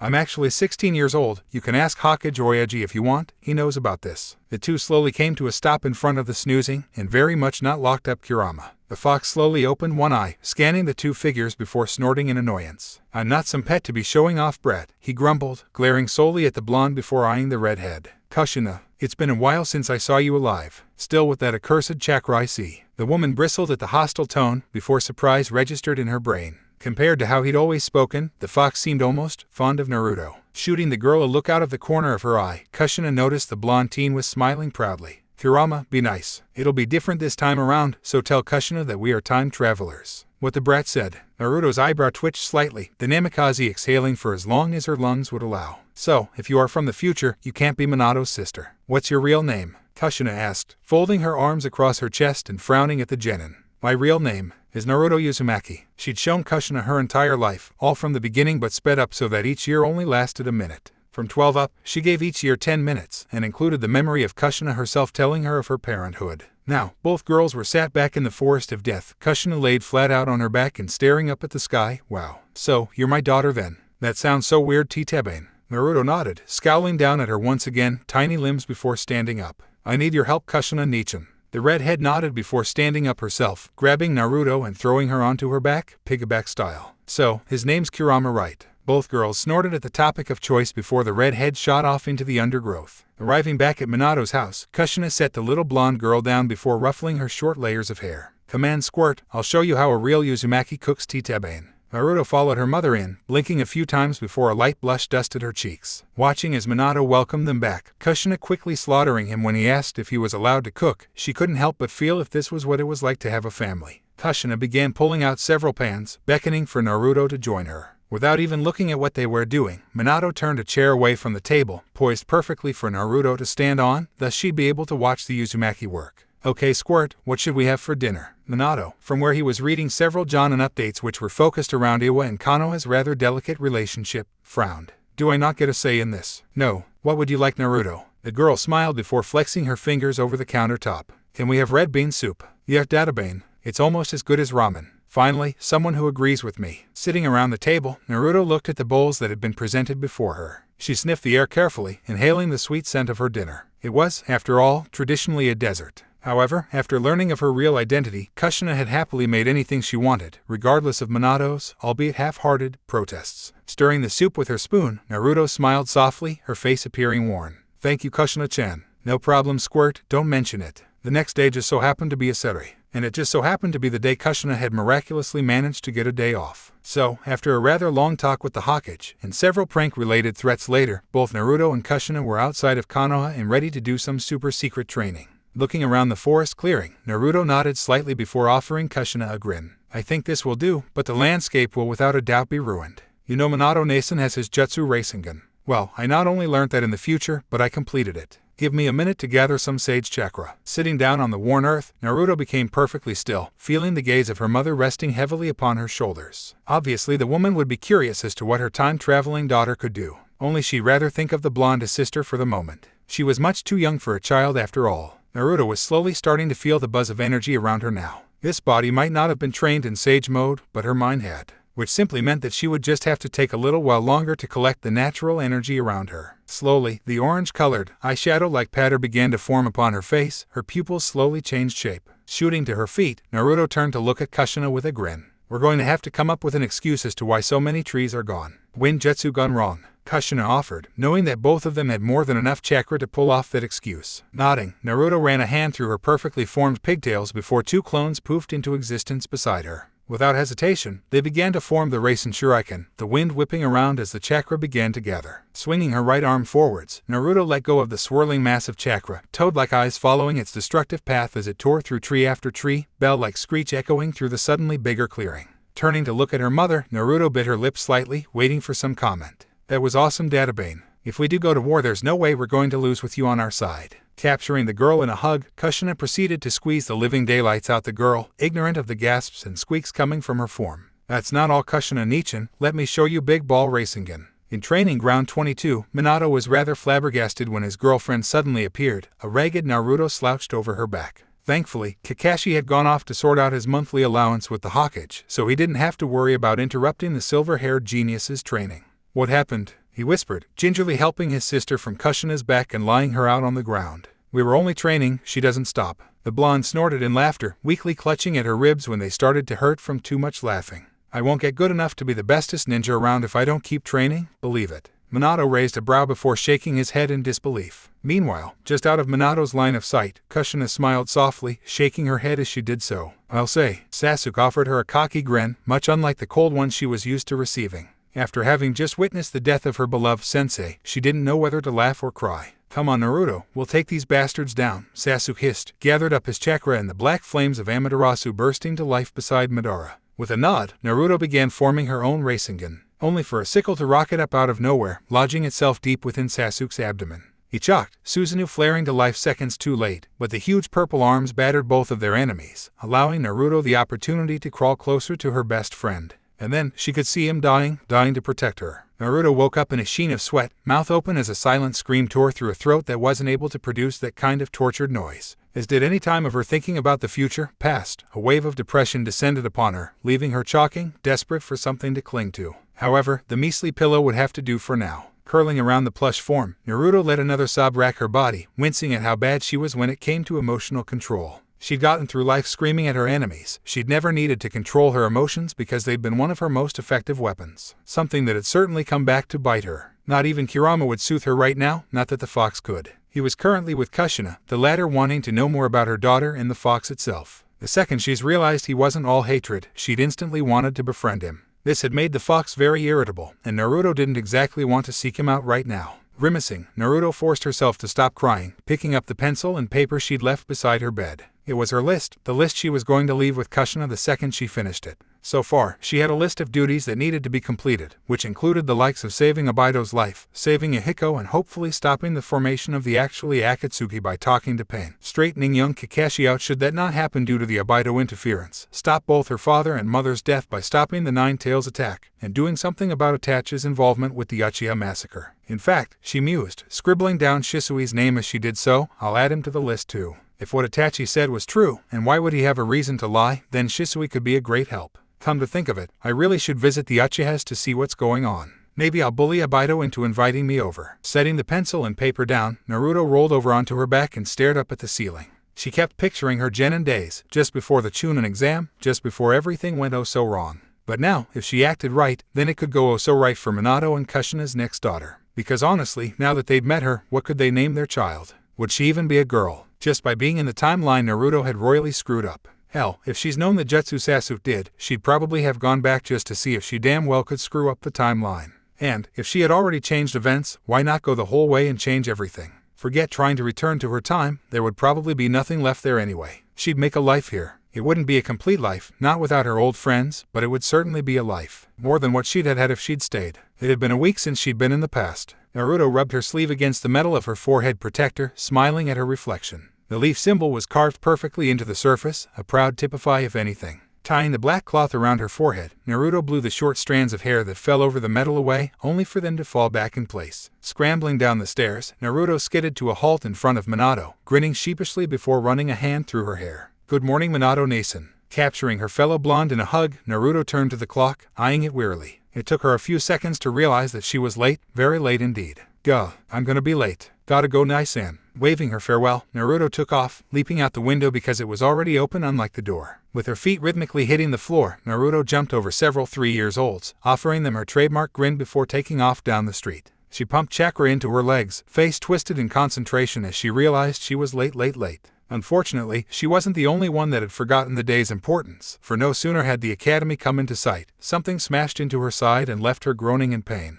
A matching, pain-filled moan told her that the object she'd collided with was most defiantly human. "Hey Naruto, watch where you're going. It's all your fault I'm late." Of course, Obito. The boy, even though she could still see Sasuke when she looked at him, was now officially her best friend. Simply because they both understood each other's pain, but didn't question one another. "You were going to be late anyway, Baka. If you were on time, you'd be in there and I wouldn't have run into you." "Well, I can say the same thing, Naruto Baka." They both shared a heated glare before grinning wildly, Obito adjusting his goggles. "Well, let's get this over with. I hope we're on the same team, Naruto-chan." "Me too, Obito, me too." Filling into the room, both Obito and Naruto plonked themselves in the back seats, both as worried as the other as to why their teacher wasn't here yet. Moments later he arrived, looking at the group of recently graduated children with a small smirk. "Okay brats, as you've noticed, the Haddock kid that graduated a while back is here, which means he's going to be on one of your teams. He's Chunin already though, so anyone lucky enough to be on his team will be in for hell if they don't pass the full Genin exam. Also, there'll be 2 teams of 4 this year." Half the girls began coyly fluttering their eyelashes at the boy. Naruto and Obito snorted in unison, the latter scowling and folding his arms. "Why does he get all the female attention?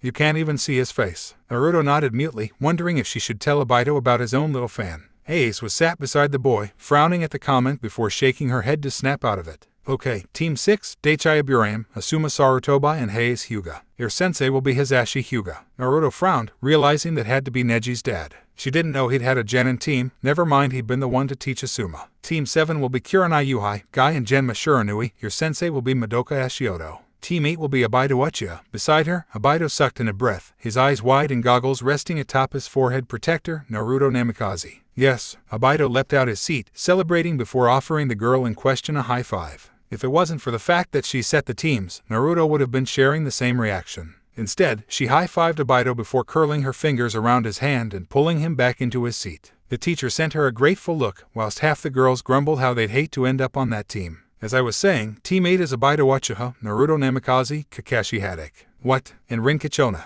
Your sensei will be Minato Namikaze." Several foul glares were directed at both Naruto and Rin, the latter of the two simply smirking back at them like she'd saved the world or something.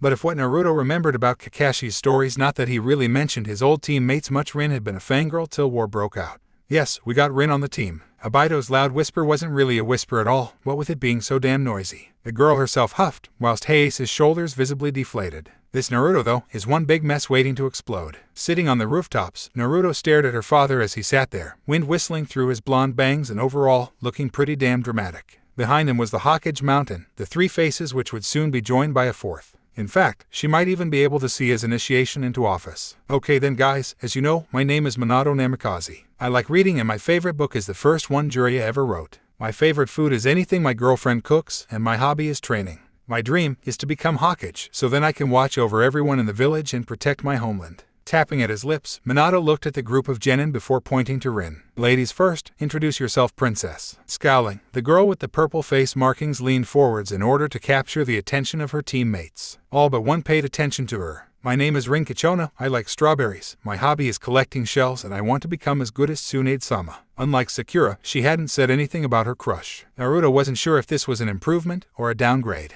Only time would tell. The other little lady, Minato mused, pointing at his sister and grinning. My name is Naruto Namikaze. I love ramen, but hate the 3 minutes you have to wait for instant ramen to cook. My hobbies are pulling pranks and gardening. In my dream, she trailed off, frowning to herself as she did so. What was her dream now? She couldn't be the Hokage if she left her father alive, he'd have the seat for years. My dream is to make the future better for everyone. I want to be a bigger badass than all the Hokages put together, believe it. Offering Minato her good guy gesture, Naruto flopped onto her back and let out a startlingly loud yawn as she did so. Minato must have continued, because next, Obito started talking. My name is Obito Uchiha. I like Dango and working as a team. My hobby is training so that one day I can get my Sharingan. My dream is to surpass all the Uchiha. Naruto grinned upon hearing Obito's nervous chuckle, the sound filling the air and instantly calming her down. Until Kurama entered her mind, a sly smirk stretched across his lips at the Uchiha. Somehow, Naruto had a bad feeling about that. My name is Kakashi Haddock. I like miso soup with eggplant, and my hobby is training. My dream is to be a strong ninja. Voice monotone, Kakashi let his dark eyes scan across the group, frowning at the way Naruto was so pointedly slouched over. Recognizing that look on his little Prochi's face, Minato clapped his hand together, gathering his team's attention.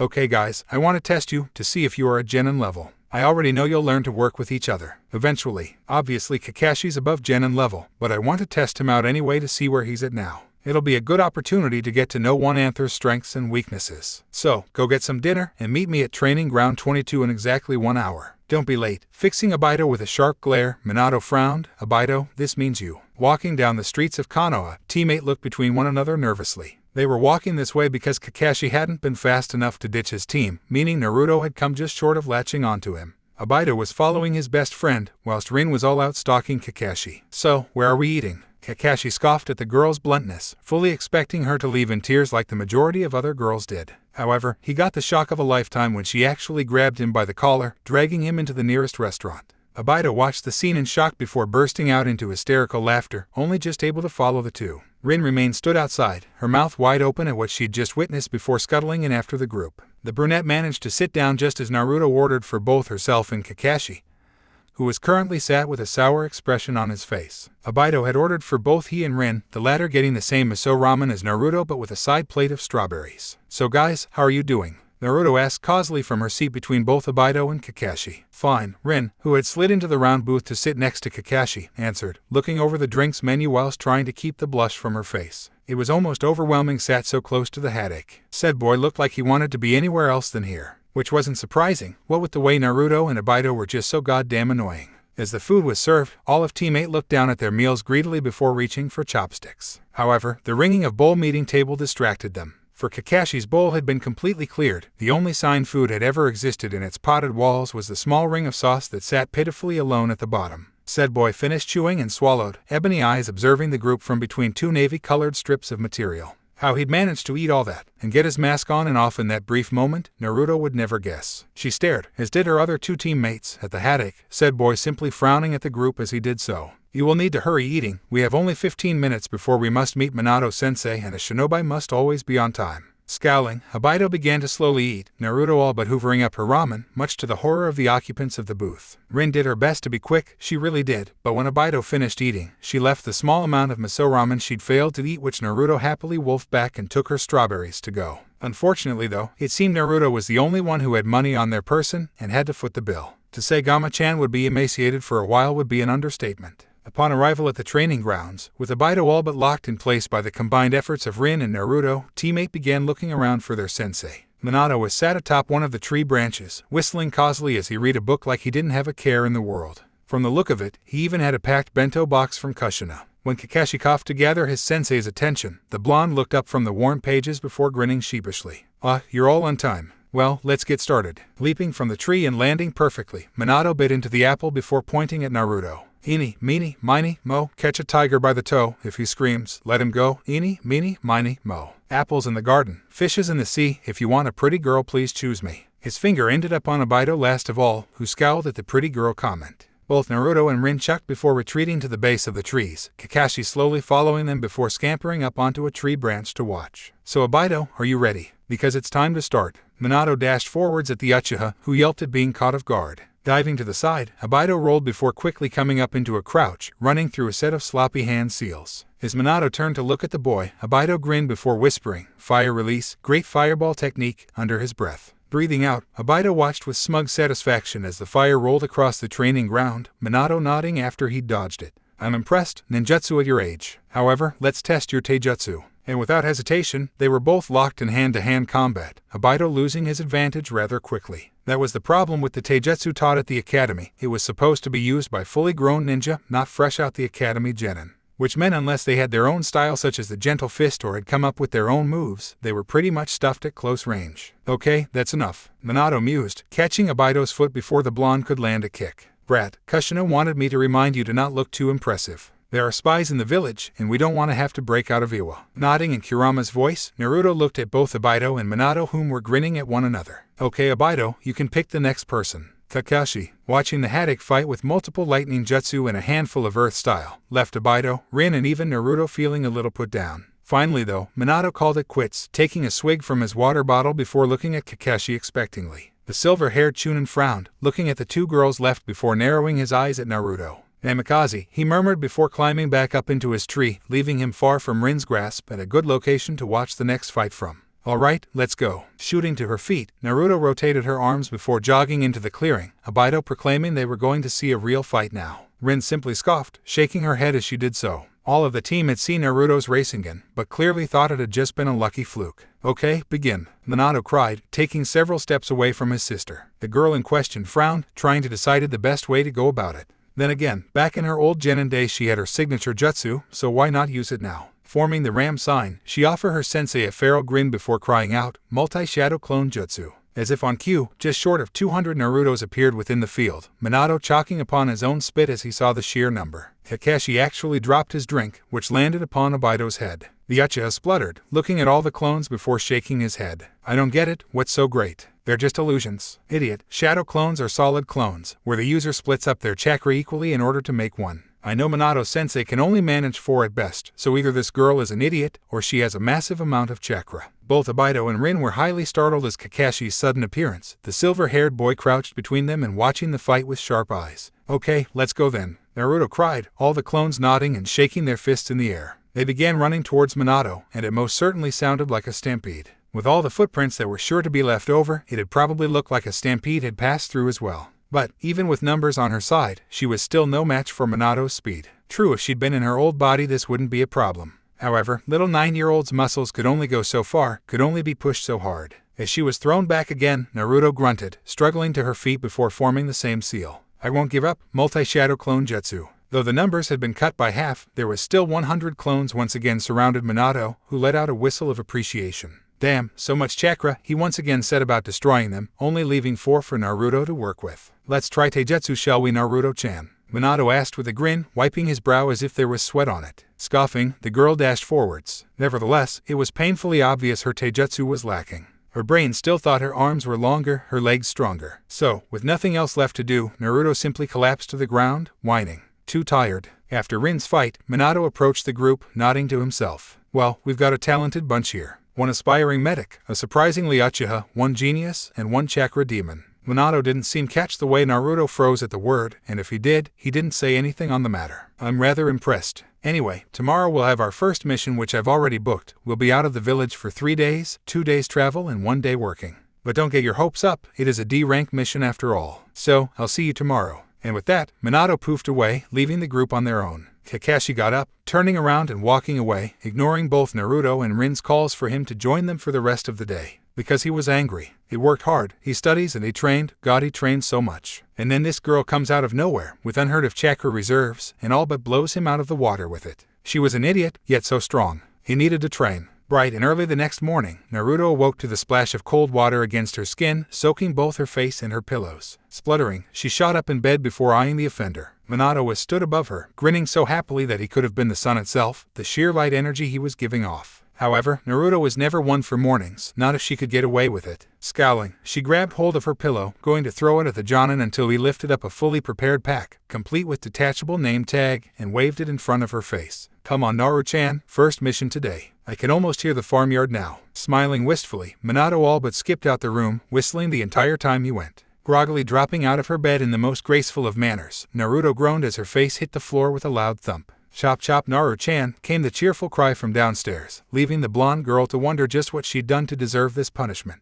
Except bend the laws of nature to her will. Don't make me get the bucket with the ice in. I'm up. Leaping out of the room, Naruto looked around just in time to catch her guardian stood there, frowning and clutching a bucket in his hands. They looked between one another for a second before the elder threw the water anyway. Kakashi paused in his morning routine as he heard an ungodly scream. Somehow, he just knew it had to do with his teammate, one way or the other. Oh come on Naru-chan, it wasn't that bad. The blonde girl was pouting, glaring up at her sensei from where they stood by Konoha's gates. Already, both Kakashi and Rin had arrived, meaning they were just waiting for Abido. I swear to God when you get here, I'm going to murder you. How dare you show up late? You can get away with it at the academy, but not here. Rin was already pacing, having been there for 10 minutes already as she'd been the first to arrive, and was desperately wishing she hadn't, for Kakashi had been the second to arrive. As much as she absolutely adored the boy, he had the conversational skills of a rock, and not even a very nice rock at that, just a stubborn gray rock. Anyone else but Kakashi wouldn't have been able to pull his personality off, simply because people would lose interest in him.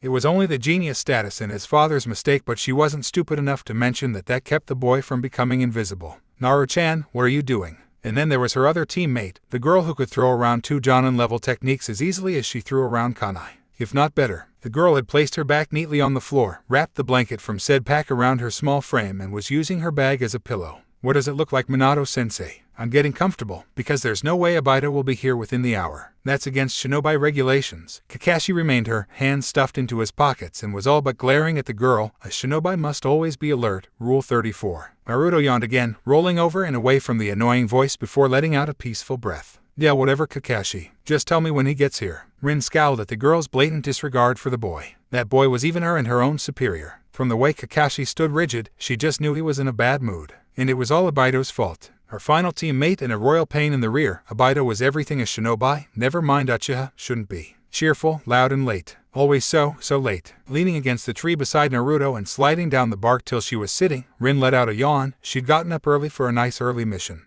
But apparently, they wouldn't be getting that anytime soon. When it had just passed the 2-hour mark, Rin decided to see how her teammates were coping with the wait. Naruto was fast asleep, clutching at a plushie-like purse and mumbling about how she was going to marry the ramen king in exchange for free ramen. She herself was now also laid out on the grass, simply watching the clouds pass by. Minato, with his obvious distaste for wasting time, was playing about with Rasengan again, trying to force his chakra nature into the glowing blue ball. So far the 46 times he'd tried, oh yes, she'd been counting, had ended in failure. That, or a pretty explosion that set the blonde either rocketing into the sky or into the nearest try. It was a surprise that the noise hadn't woken Naruto. The girl so hadn't as much even stirred, still snoring away. Kakashi was the only member of the team that seemed unaffected by the entire going on, still stood just as posture perfect as before and glaring at the gate, as if the gesture could force Abido to appear before him. Upon the 4-hour mark, it was obvious that time had taken its toll on them now. Naruto was still fast asleep, and had been clinging onto her purse so violently it had exploded at the mouth, notes of money fluttering out.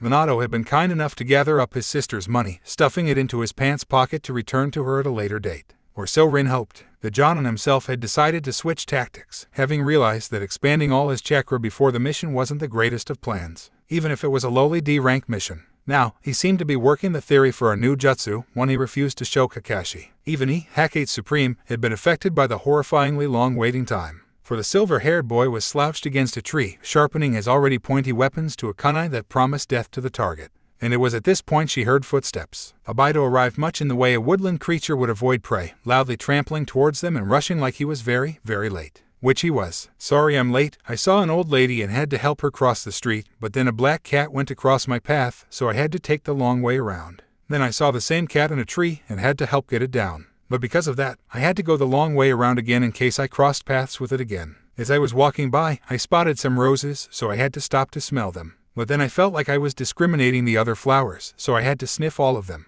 Minato had jolted up, having just realized his student had decided to make an appearance after all. Okay then, Abido-kun. Just remember, if you're late again, I know this interesting trick with a worm. It's not harmful. For the worm, that is. At the sadistic grin that crossed their teacher's face, both Obito and Rin took a casual step back. Kakashi opened his mouth to comment on Obito's tardiness, when Minato shot him the order of waking up their unconscious teammate. Strolling over, Kakashi wearily eyed the girl before him. Now, she was spread out like a starfish, limbs hazardously thrown in all directions and mouth wide open in mid-snore. Plucking the spider off his shoulder, it had been sat there for some time, come to think of it, and without a care in the world, Kakashi dropped the possibly dead bug into Naruto's mouth. It all kicked off in that second. Naruto shot to her feet screaming bloody murder. Obito felt the need to back his friend up with a fist, and Kakashi didn't have eyes in the back of his head. When Kakashi came to, he found the scenery had changed splendidly. They were in a field-sized clearing with several fenced-off pens, each containing a different breed of animal. In the pig pen, there was a small child running around desperately trying to sort the similar-looking pigs into order. However, with them constantly moving, it was obvious the boy was having a hard time doing so. The second thing he noticed is that he was currently riding Piggyback.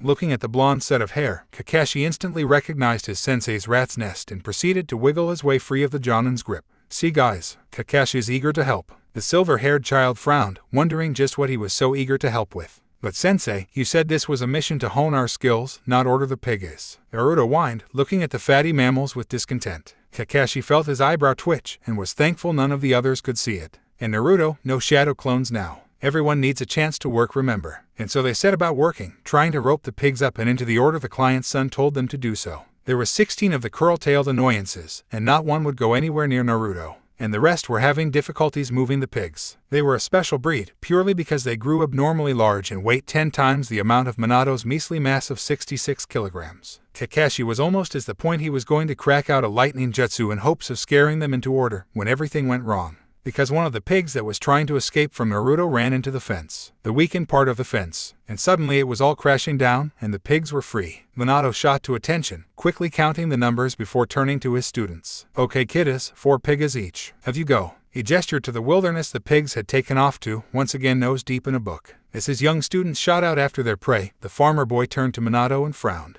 "You broke the fence earlier." Very observant. "Yes, and did, and I'll pay if anything goes wrong. It's a good chance for me to assess their skills." "It's fine. Things are more fun this way." Dashing through the forest and leaping over all the fallen logs, Naruto cursed to herself, sensing for the pigs. They, like every other animal under the sun, were well aware of the fox resting inside her, and were well aware piggies got eaten by foxes. So she wasn't really surprised they'd taken off. Annoyed? Yes. Surprised? No. She was quickly closing in on her target, and with one quick chop to the back of the neck, the smelly animal was down for the count. With chakra enchanted strength, Naruto lifted the beast above her head, well aware it was at least 20 times her own weight. She dashed back into the field, ignoring the surprising gapes of both her sensei and the farmer boy before dropping off the pig in the Minato rebuilt pen. This was repeated 3 more times before the blonde girl decided she wanted to go find Obito. Skulking off into the woods, she ducked under the multitude of branches, hoping that the chakra signature she was following was Obito. However, she ended up with the younger, much more irritating Kakashi. Said silver-haired boy was currently wrestling with the piglet that had been amongst the group. Kakashi was probably a fifth of the pig's weight, the piglet itself just smaller than Kakashi. And with its parents more than 7 feet long, Naruto was sure this one would grow up to be a porker. Sitting atop a branch, she watched idling as Kakashi struggled, ending up face first in the mud at least 3 times in a row. She even giggled when the pig sat atop Kakashi like it was perfectly normal. The silver-haired boy grumbling about this kind of mission was well below his level. She'd been doing a pretty good job at hiding her chakra so far, so decided to let it flare up as if she'd just arrived. Kakashi's head shot up, black eyes narrowing in her direction, though it was hard to tell with all that mud on his face. "Here," Naruto murmured, lifting the squealing piglet up with no problem and watching as Kakashi scowled at her. "How are you doing that?" he asked, nose twitching at the smell he'd received from the pig. "It's quite simple. Send chakra to your hands, like you're making a pair of chakra gloves, and hey presto." She threw the pig at him, watching as the haddock had to decide whether to catch it or save his own skin. Luckily for both of them, he caught the flying mammal. "Don't do that again. You're supposed to be a ninja, and ninjas certainly do not go around throwing pigs about." He didn't mention that he was a little, tiny bit grateful she'd taught him something so useful. At the end of the day, with all pigs secured and all of Team Minato but the leader himself thoroughly mud-splattered because one pig had decided head-butting Naruto would be a good idea, Minato decided to call the mission a success. So, he began, turning to his young charges and waggling his finger in mock disapproval. "We'll let you clean all that rubbish off once we find a river and good camping site for the night. Anyway, this mission has given me an excellent idea for a new training game, which we'll have a crack at the second we get home." The blonde continued to ramble before realizing that quite possibly, his little munchkins were ignoring his words of ninja wisdom. Guys, Minato turned to look at the four lagging behind, only for a mud pie to become rather well acquainted with his face. He could hear both Naruto and Obito laughing, and through the thick brown dirt managed to see his sister take off down the path before him. Naruto Namikaze. Payback for yesterday morning Minato Nason. Obito just grinned, Rin shaking her head like she couldn't understand it. And Kakashi, well, because of Naruto, he had to drop the mud ball he'd been waiting to launch at his sensei's face. Because even he knew the man deserved it. Naruto knew she should have been curious, what with the way Minato had hightailed it to the arts and crafts store the second they arrived in the village. She knew she should have investigated that odd whirling sound that had sprung to life in the middle of the night, but she thought nothing of it. Now, she was wishing she'd paid a bit more attention to Minato's madness, what with the way she was currently nose to nose with Kakashi, hiding under the Hokage's desk. Meeting up with Minato, Naruto watched as the blonde-haired Jonin pulled a typical farmer's hat from the Naruto-sized bag that was lying helplessly on the floor beside him. "What's that?" Obito, who'd only been 10 minutes late today, asked, looking at the homemade straw hat curiously. Minato attached it to his head, pulling the strap under his chin before offering his young team an evil smile. "Okay then, today we'll be doing a bit of training."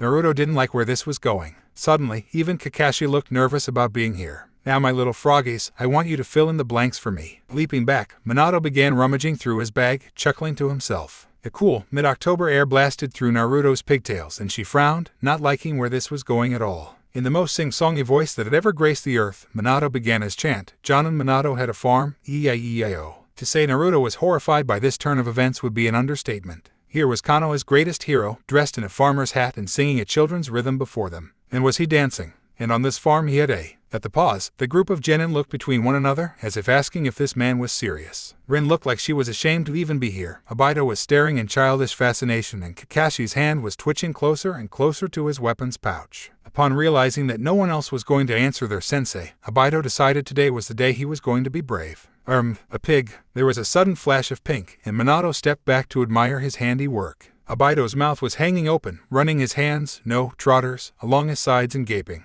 For the Namikaze had all but stuffed him into a pig costume, complete with curly tail. And on his farm he had a pig, Minato finalized with a snicker, jiggling the bag threateningly in front of his appalled team. Obito was now trying to pull his costume off as his sensei finished up the first part of his rhythm, turning to Kakashi. And on this farm, he had a... Kakashi, being the smartass he was, decided there was no way Minato could have a specific breed of animal in that bag, and smugly announced that Minato had a dairy cow hidden in the brown sack's depths. Not a second later, the hat-ache was stood in a white and black cow costume, complete with udders and all. He stared at them, disgusted by the fact they wiggled when he moved. The grin that spread across the rest of the team's face was so wide each one of them could feel their cheek muscles screaming in protest. But the sight of Kakashi in a cow-like outfit was just too good to be true. And on this farm he had a dairy cow, E-I-E-I-O. Minato danced happily out of Kakashi's range as the boy desperately tried to pull the costume off, scowling when it didn't even budge. "Thank you, seals." Meanwhile, Naruto was desperately trying to come up with a cool animal or a way to get the seal off. "No, kid, you can't show them your skill level just yet.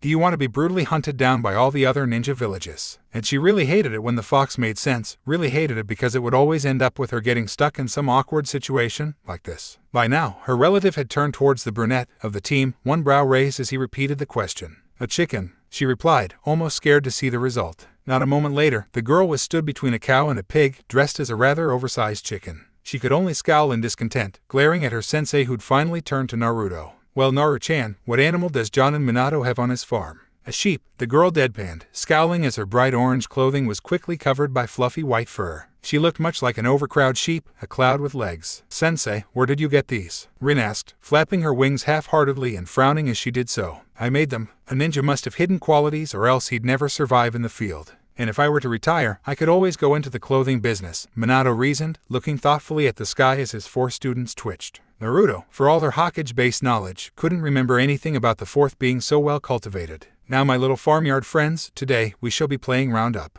You are all escaping my farm because I am hungry and there is no meat in." All four genin gulped at the sadistic look their Jonin instructor was giving them, watching as he absent-mindedly rubbed at his stomach. "And the first one I catch is going to be dinner to the rest of you. You will try to evade capture for as long as possible, and I will most certainly be after you. You can do this by any means necessary. Now I'm off to go into my farmhouse. You have 5 minutes before I notice you've gone." Naruto ran, and she ran like the wind, shooting off down the streets and trying to ignore the odd looks she was getting. She'd already created 2 clones, each following both Rin and Obito to see where they ended up. And she was heading to the Hokage's office. Many times as a child, when she'd done something wrong, she'd hidden under his sturdy wooden desk and never been found. Hopefully, Minato wouldn't catch on for a while. And even then she was only hoping. Because come on, this was the Yellow Flash. Of course he'd eventually find her. But with any luck, he'd find her teammates first. As it would so happen, the Hawkeye had given her a code which when she spoke to the receptionist, would have her go straight to the Hawkeye's office without question. And there she would hide under the desk and count the minutes that had passed by. Because there wasn't a lot else she could do. Skidding into the office itself, Naruto was once again spellbound by the amount of paperwork, and wondered why the Hawkeye himself hadn't been using shadow clones to sort it all out. Not that it mattered. She'd gotten more than her fair share of stares when she walked into the building dressed as a sheep. However, when she tripped over cursing her too small body as she landed on the floor, Naruto realized the costume did allow for a lot of padding which prevented a lot of injury. All but diving under the desk, she hissed in pain as her forehead crashed painfully into someone else's. The only part of her body not covered was her face. And that's how she found herself nose to nose with Kakashi. When Obito had learned his sensei was going to be chasing him down and quite possibly cooking him, he ran to the only place in town that scared the hell out of him, and would hopefully keep Minato away as effectively as it kept him away. The Uchiha compound. He'd sprinted down the streets, waving to some of the younger children that were now staring up at him in awe. He already knew hiding at his parents was out of the question. They'd murder him for wearing something so degrading. Not like he had much of a choice anyway. His Aunt Mikoto's was out as well, because not only would his scary Uncle Fugaku be home, he'd also be working on his clan head duties. And having his less than desirable nephew running around his house and possibly upsetting his new baby son would snap the man's tiny string of patience. Which left his final aunt, Aunt Keiko. He didn't want to partially hide there, but if he promised to babysit Shisui tomorrow, then he'd probably be allowed to hide there for a while. That was, until a farmer came looking for him. Knocking on his aunt's door, Obito slipped into the opening that was offered up, looking down at Shisui. His 2-year-old cousin stared up at him before grinning toothfully, black eyes focused on his favorite person in the whole world. "Mom, Obai is here," he cried, still not quite used to saying Obito's full name. "And is a piggy." Squealing, Shisui attached himself to the genin, rubbing his face against the pink leg before pulling at the tail. Obito all but squealed like the animal he was dressed as, turning to look at his aunt and smiling sheepishly. "Can I hide here? I'll babysit Shisui tomorrow. Please, please, please." At the brief nod he received, Obito took off running up the stairs, taking them 3 steps at a time and leaving his family to wonder how he did it. And don't open the door to any farmers. It was about half an hour later that there was a knock at the door, Keiko shouting for her son to fetch it. Shisui came tumbling in from the living room, having been retrieving a bag of crisps for his favorite and only cousin. With a struggle and the aid of a well-placed stool, Shisui managed to reach the door handle and pull open the front door, peeping out with wide black eyes. Blue stared back at him and the guest grinned. "Good morning, Shisui-san. You wouldn't happen to have seen a pig running around, would you? I've lost all my animals from the farm, and I've only been able to catch my chickens so far." Minato gestured helplessly to the runaway chicken that was stood beside him, Rin's face a furious red at having been caught first. Then again, she didn't have a high, fancy, chase away anyone that isn't family compound to hit in. "But Piggy said no farmers," Shisui repeated, looking at the big chicken curiously. Reaching out, he poked one of the feathers, laughing when the chicken leapt about 5 feet in the air. But if the piggy was running away, he wouldn't want to be found because he's a bad piggy." Minato's statement was accompanied by a sudden gasp from the young Uchiha boy, Shisui shaking his head before asking, "Is Obito a bad piggy?" "Yes indeed, and I'd be very happy if you let me in to get him." Without even hesitating, Shisui threw open the door and pointed upstairs, muttering about the bad farm animals running away from their farms. Dashing upstairs, Minato rounded the corridor just in time to see a pink blur leap out the window, taking off over the Uchiha rooftops. And so the chase begins. Meanwhile, curled up under the Hokage's desk, both Kakashi and Naruto stared at each other, frowning. "What are you doing here?" Naruto hissed, rubbing at her forehead furiously. Metal versus metal was not a pleasant meeting for either owner. Scowling, Kakashi glared at her, dark coal eyes meeting bright blue. "I'm hiding. Now go and find your own place of refuge." Did he really just say that? Naruto blinked a few times, not quite sure what the word refuge meant. However, she did get a feeling that he was trying to kick her out.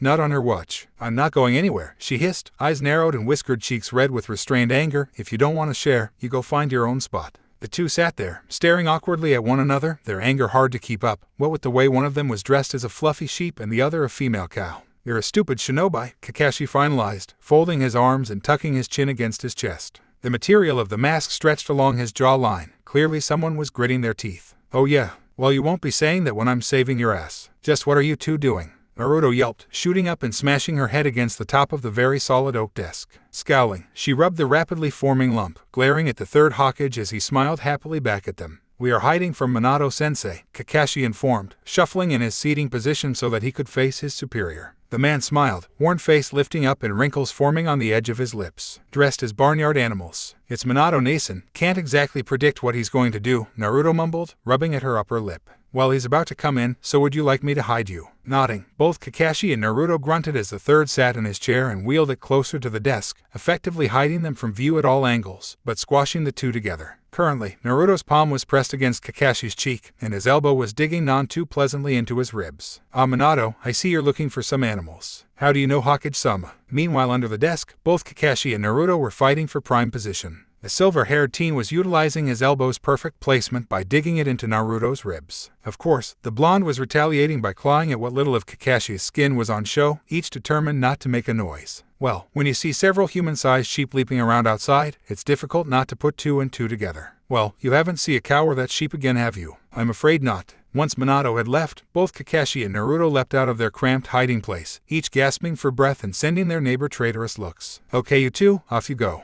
The third grabbed them both by the collar, and with great glee, threw the two genin from his window, chuckling at the scream Naruto had out. Both flying projectiles landed rather perfectly upon their farmer, Obito whooping at the fact they'd been found and he wouldn't have to go running around town searching for them. It took them a minute or two to realize that Minato was unconscious, and it took them 30 seconds before they decided they were just going to leave him there. And with that, Team Minato went home, each desperately trying to figure out a way out of their ridiculous costumes. Naruto quickly found out just why Minato had them in those silly outfits, and it was for several, surprisingly good reasons. Reason 1, because they would be highly visible. In enemy territory, they would stick out a lot, so being able to effectively hide oneself would most certainly come in handy, especially in such ridiculous outfits. Reason 2, there were actually hidden weights inside of the costume. Naruto had quickly found that out when she'd racing in the fluffy white outfit, and had to duck plus put up a new plaster wall as several hidden blocks of lead flew away. It shouldn't have surprised her. Kakashi-sensei had mentioned that his teacher had rather sadistic training methods. In fact, it kind of reminded her of how Jiraiya had dressed up the AIM-orphans in frog costumes. She smiled sadly at the mutilated material before leaving it for Minato to find, and trudging up to bed. The next day just so happened to be a Sunday, and it should have most certainly been her only day off. However, this was not the case, for at 8 o'clock sharp, there was a loud rapping noise on the glass of her window, which had Naruto whining in annoyance. Clutching the pillow to her head, she rolled over, glaring out of the glass onto the sea. Obito crouched, gesturing for her to let him in. For the briefest of moments, she was reminded of how Sai had once tried to sneak into her house, and Sakura had all but killed him seeing as it was a girl's sleepover. However, Obito was 9, as was she, so nothing like that could really be going on. With a moan of displeasure, Naruto forced her limbs into cooperation and opened the glass planes, watching as the Uchiha slipped in through the opening and grinned at her. Hey Naruto, I need a favor. Please. This was how Naruto found herself out of bed and dressed before 8:30, goddammit, and waiting to see just what Obito wanted. The boy was sat in a typically Uchiha, high-collared shirt. Only it was orange. Bright orange. Naruto smiled cheerfully, brushing down her own bright orange cargo pants before placing both hands on her hips. And just what do you need my help with, Obito? Well, I promised Aunt Keiko that I'd look after Shisui, but then Aunt Makoto must have thought I was offering up babysitting duty, so now I've got to look after baby Itachi as well. You gotta come help me. I already asked Rin, but she said no. Obito trailed off, looking hopefully at her through his goggles and pouting ever so slightly. Yeah, I'll help, but we're having ramen for tea, and you're paying. Rin probably turned you down in favor of trying to catch Kakashi. Naruto mused before her spine was suddenly being crushed, Obito having captured her in a hug and was all but clinging to her. Thank you, thank you, thank you. Obito's rapid chorus of gratitude was quickly dispelled when the two children heard Minato groan from down the corridor, clearly awoken by the noise. Let's get out of here, Naruto hissed, grabbing the boy by the collar and taking off down the street. The Uchiha compound was nothing like it had been back in her own time. Of what Naruto remembered of it, before Pain had gone over it like a bulldozer, the place had been a ghost town. She'd never been there when the Uchiha had been alive. What reason would she have to do so? She'd only gone in once, when Sasuke had left them for Sound, just to see if she could try and understand his mind. The houses had been blood-splattered, in some there was still the chalk drawing on the floor used to map out the fallen bodies, and she hadn't been able to see where Sasuke was coming from because it had just seemed empty to her. But now she might get that chance. Looking around, Naruto forced herself not to stare as children ran around playing. Adults chattered happily with one another and some even working in shops. Naruto simply couldn't process the fact that all the Uchiha before her weren't battle-hardened ninjas like they'd all be told in school. Oh, that over there is Taeki and his wife Urachi. They run the senbei shop and they make some of the best stuff ever. I heard that they're trying to figure out a way to do some chocolate senbei, and when they do I know it's gonna be awesome. Obito's chatter was one above the rest of the Uchiha, with animated head gestures and genuine excitement at his family's greatness. And Naruto realized how hard it must have hit Sasuke to lose all of these people. It wasn't until Jiraiya's death that she realized just how much Sasuke had been through to lose not one precious person, but all of them. She almost felt herself choking on the pressure. "And this is my house," Obito cut into her thoughts, gesturing at the traditional family home and grinning at her. Naruto nodded. It was nothing like the modern in comparison apartment Minato and herself lived in, and it was the kind of home she'd always wanted for herself. "You don't mind helping, do you?" The oddest Uchiha's voice snapped through her mind again, and Naruto shook her head, grinning sheepishly as she did so. "Ma, it's better than Minato Nason running me through training exercises all day. You train on a Sunday." Naruto blinked, realizing that as a fresh genin, she'd never trained on Sunday. She'd only taken to training for almost all her spare time after Pain's attack, when she realized that she just wasn't strong enough to protect everyone.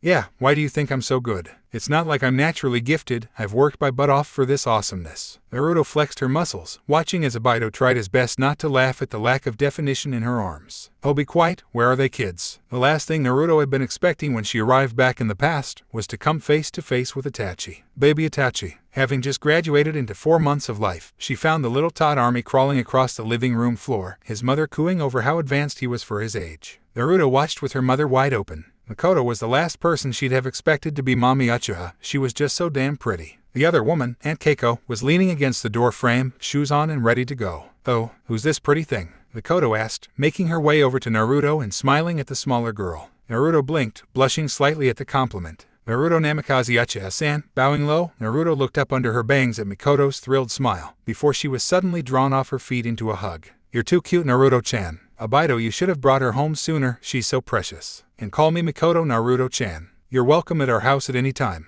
You picked a good one here, Obito." Both Naruto and Obito began shaking their heads, choking at the same whilst desperately trying to deny the accusation. "Anyway, Itachi's had his breakfast. Both Shisui and Itachi will need dinner, and we should be home before tea. Be good." And with that, the two women swept out of the door, leaving Naruto stood there, trying to gather just what had happened. "I do not like you in that way," Obito finalized before dashing off to wake up Shisui. Naruto, rather bitter over the fact the toddler had slept in longer than she had, turned to look at Itachi. The baby had stopped to look up at her, having rolled onto his back to do so. Now, she might not have ever had any children, and just tried to avoid babies in general, but she was pretty sure Itachi was freakishly advanced for his age. As always, crouching down to the boy's level, Naruto tried to remember what Sakura had told her when handling a baby. Support the head, don't drop them on their head. In fact, try not to drop them in general. Carefully lifting Itachi up, Naruto looked into his eyes and watched in shock as the baby laughed at her, reaching out and stroking the whiskers on her cheeks. This was just too weird. She was holding a mass murderer in her hands. Yet she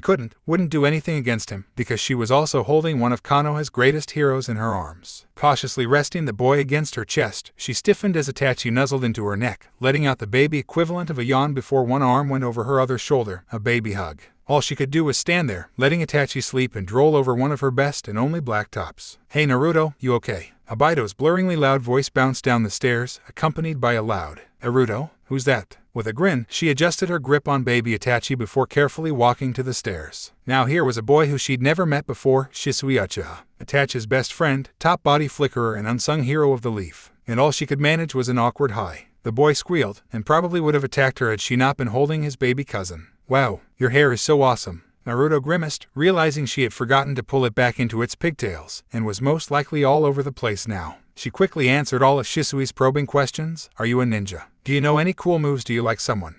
Before handing the sleeping Itachi to Obito and getting dragged out into the back garden. Little Shisui clearly wasn't shy, Naruto concluded, as she was towed over to the target set up in the back garden. "Moma uses these with the throwy thingies, can you do that?" Had it been any other girl, Naruto would not only have awed at that sentence, but lied through her teeth so she didn't have to get her weapons out. However, this was Naruto, so she nodded enthusiastically as the cute speech was lost upon her. Pulling out 3 of the metal weapons, she seemed to pause, turning to look at Shisui before frowning. "Are you allowed to touch these?" Judging by the boy's facial expression, which dropped quicker than her expectations of Kakashi, it was obvious he wasn't supposed to be doing so. "Ah, what your mother doesn't know won't hurt her. Let's just make sure you don't get injured, okay?" Taking hold of the weapons in her right hand, Naruto let them fly, and was glad to know her training over the last 2 weeks had paid off. Even though she was still abysmal in Taijutsu, her aim was back up to her old level, the dead center shots on the target's clear proof. "Cool," Shisui all but squeaked, grabbing hold of Naruto's leg and looking up at the 9-year-old. "Teach me," he whined, watching as the blonde shrugged. "Sure, but you gotta be extra careful." It was 3 hours later that the two were pulled inside by Obito, the latter of who was demanding Naruto to make dinner. The only explanation he gave on why he couldn't do it was there was a fire a year ago in the Uchiha compound that had nothing to do with fire jutsus. Shrugging, Naruto approached the oven half-heartedly, trying to remember one of the easier recipes that she'd been taught by Hinata. And usually, she was coming up with a blank. You know what, let's just go out for ramen. It was to Naruto's great relief that a new ramen stand had opened, going by the name of Ikaraku's. Baby Itachi was laid against Obito's chest in a makeshift sling, which the Uchiha had promised he'd used on multiple occasions and was perfectly safe. Shisui was seated next to Naruto, knelt on his stubby legs because, despite the high stool, he couldn't quite reach the countertop. Okay, I'll have a miso ramen please. Shisui was looking over the menu, frowning at some of the words he recognized. Meanwhile, Naruto was having a heart attack at the fact the 2-year-old could sort of read. She wasn't at the stage till she was 4. Scowling, the blonde plopped her head on the counter, listening as Shisui stated that his mom said ramen is ad for me. Well, what your mom doesn't know won't hurt her. You'll like it, because ramen is the best thing in the world. Believe it. As if on cue, a bowl was placed before her, Naruto slurping up the noodles and presenting Obito was a bottle of milk the second Itachi woke up. The 2-year-old frowned before he began to eat with Naruto, nodding along at how good the noodles tasted. Obito had began digging into his own bowl, arms in an awkward position as he had to support baby Itachi's head too. How'd you get your costume off yesterday, Ruto? The elder Uchiha asked through a mouthful of ramen, Shisui turning to look at Naruto with wide eyes. You animal too? He asked, poking her in the arm with the chopsticks clenched inside his tiny fist. He was still wobbly with the utensils, and Naruto had caught him stuffing his hands into the bowl more than once. Yeah, I was a sheep, and I racing it off. How'd you manage it? Obito shifted nervously before running hand through his hair. I used a fire jutsu before diving in the lake. Had to go to hospital to get the burns checked, but I got out. Once Naruto had finished her 5th bowl because Obito refused to pay for anything more than that, the blonde swept up the newly awakened Itachi and began swinging him around as they walked, the little baby giggling slightly. Shisui had all but demanded that Obito pick him up, and now the toddler was riding up on his shoulders and grinning the whole time. What are you doing? Naruto turned to look at Kakashi, who had just appeared from a weapons shop and was looking at them in slight disgust. It's called interacting with people. You should try it. Obito snapped, adjusting Shisui on his shoulders so that the younger couldn't pull at his goggles anymore. Holding the baby closer to her body, Naruto scowled at the silver-haired boy, running her fingers through Inkai black locks. Come on Kakashi, stop being an ass and enjoy the day. Obito and I are going to do a bit of training at 5 o'clock, and you're welcome to join us at the training grounds. The masked boy let his eye twitch, disgusted before walking away without a word. As the haddock walked away, Naruto flipped her hair back before turning to Obito and Shisui. And that Shisui is exactly the kind of person you don't want to be. At 5:30, having dropped the 2 Uchihas off with their mothers not mentioning anything to do with weapons and ramen, Obito packed them both a lunch and they hightailed it to the training grounds. Naruto was busy wringing out her hands, desperately trying to come to terms with what she'd decided to do, which was tell Obito about herself, her real self. The Uchiha was currently dancing around their team training grounds, picking out markings that showed either Kakashi or Minato had been here, since Rin wasn't so proficient with weapons. Running through a set of hand seals she'd learnt from Kakashi-sensei, Naruto led a silencing jutsu that not only hid their words, but the chakra around them, cover their training grounds. Obito, I need to tell you something. The raven-haired boy bounced over, looking at his unusually glum teammate with a curious expression flooding his face. Yeah. Do you believe in time travel jutsus? She was slightly taken aback when the Uchiha nodded, sitting down next to her and leaning in so that no one could hear. I probably shouldn't tell you this, but the Uchiha have a jutsu like that. It's hidden in the vault, but I've read about it. Only someone with massive amounts of chakra could even survive that kind of thing. And if I were to tell you that I have that kind of chakra? Naruto asked, in the back of her mind slotting away the information Obito had just told her. The mystery of where Sasuke got the jutsu from had been solved then, leaving Naruto to sit back and consider just what could happen now she knew where to find it. You're from the future. Obito leapt to his feet, pointing an accusing finger at the blonde and his eyes wide. Yeah, sit down and I'll tell you a story. And so Naruto sat there, explaining everything as they trained in taijutsu till the moon hung low in the sky, time well into the early hours of the morning. She was quite surprised that Minato hadn't come looking for her yet. So then Minato isn't your brother? Obito trailed off, realizing their relationship and watching as Naruto nodded. The only people that know is the Hokage and Kushina-chan. The Hokage obviously, but Kushina I had to tell because now we're both connected because we both hold the demon. The Uchiha had taken that point rather well, which led Naruto to believe he wasn't as stupid as everyone made him out to be. Obito sat back down, exhausted with the constant blocking and fighting before he looked up at the sky. So I die protecting Kakashi and Rin. Well, it's a good way to go I guess, he mused. However, from the obviously upset look on his face, he wasn't quite ready to face death yet. Don't worry Obito, I won't let that happen. Because you didn't have Kano as Orange Hokage looking out for you before. Believe it. Anyway, I need to do some training with the fox before I can even think about taking down everyone on my list. But as it happens, I have a stupidly small body and no way of training. So if I ever need you to, you can cover me, right? At the Raven's nod, Naruto attached herself to his side, rubbing her face against his ingratitude. Thanks Obito. Wanna see the race? And sure I can. Hell yeah. From where he was sat in the booth of a bar, Jiraiya looked up slightly, hazy eyes trying to recognize the tugging feeling that was currently troubling his gut.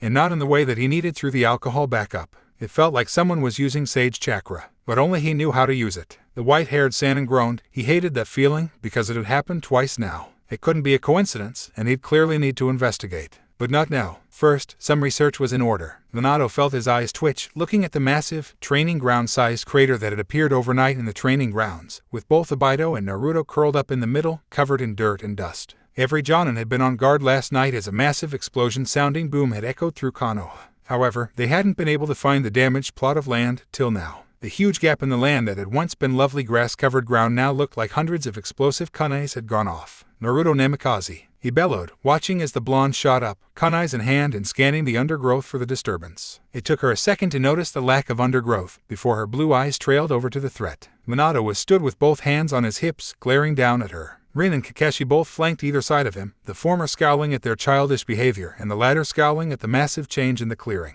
What happened? Minato spat the order. No way in hell was that a question, glaring at his sister as he did so. I was trying out a new jutsu with Rasengan, and it went a bit wrong. Grinning disarmingly, Naruto rubbed at the back of her head and hoping to God Minato would leave it alone. And she also noticed her hair was still spiked up. That did it. She was getting it cut as short as Obito's. Never mind if she looked like a boy. She'd done it before and lived through the ribbing. She'd do it again. Well, don't do it again. Konoha only has so much land. Try it out in a different country when we get up to those mission levels. Minato slid down into the crater, and after a moment's hesitation, both Kakashi and Rin jointed them, landing neatly in the training ground-sized bottom. I'll get some of the Chunin good at Earth Jutsu to sort this mess out. Now, let's show off the jutsus we know. Kakashi, as it turned out, was very good at several different lightning jutsu, even at this age. But then again, Minato had been training him since the age of 5, so it really shouldn't have been a surprise. Naruto, having worked her way through the timeline, knew Kakashi's dad had killed himself about 6 months ago, and it had obviously taken its effect on the boy, if the concerned looks of his sensei were anything to go by.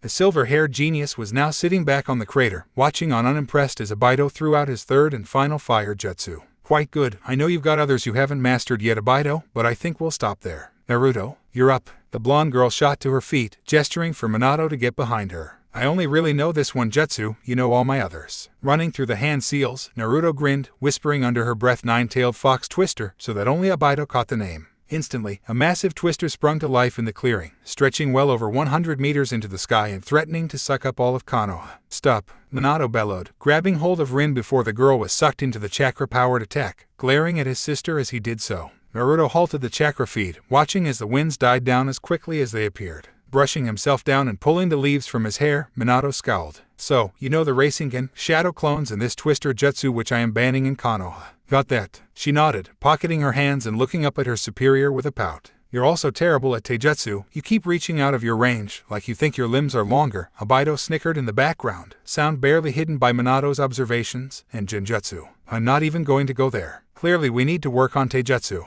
That'll be more helpful than any genjutsu could be. This was how Naruto found herself being put through her paces by Kakashi, Minato busy teaching both Obito and Rin tree climbing. She wasn't even really paying attention to the fight, because Kurama had decided to strike up a conversation in her mind at this moment. You do know, Kit, as a 1,000-year-old demon, I have seen more than a few jutsu. I could offer a few up if you want. On what condition? Naruto asked before she was thrown to the side, Kakashi's foot landing on the floor after making painful contact with her ribs. You let me free as soon as you're done with Madara and Tobai. I won't go about destroying your precious village. If anything, I'll become like a summoning animal, only a hell of a lot more respected. Naruto frowned, struggling to her feet before diving back into the fray, sending a palm thrust at Kakashi's nose and watching as he flew back, blood soaking into his mask. How many jutsu are we talking about here? A few 100,000? Well, that was furiously tempting. I'll think about it. Turning back to her fight, Naruto sighed. Kakashi had once again landed a face shot on her, sending the blonde flying backwards as her brother just watched her with mild interest.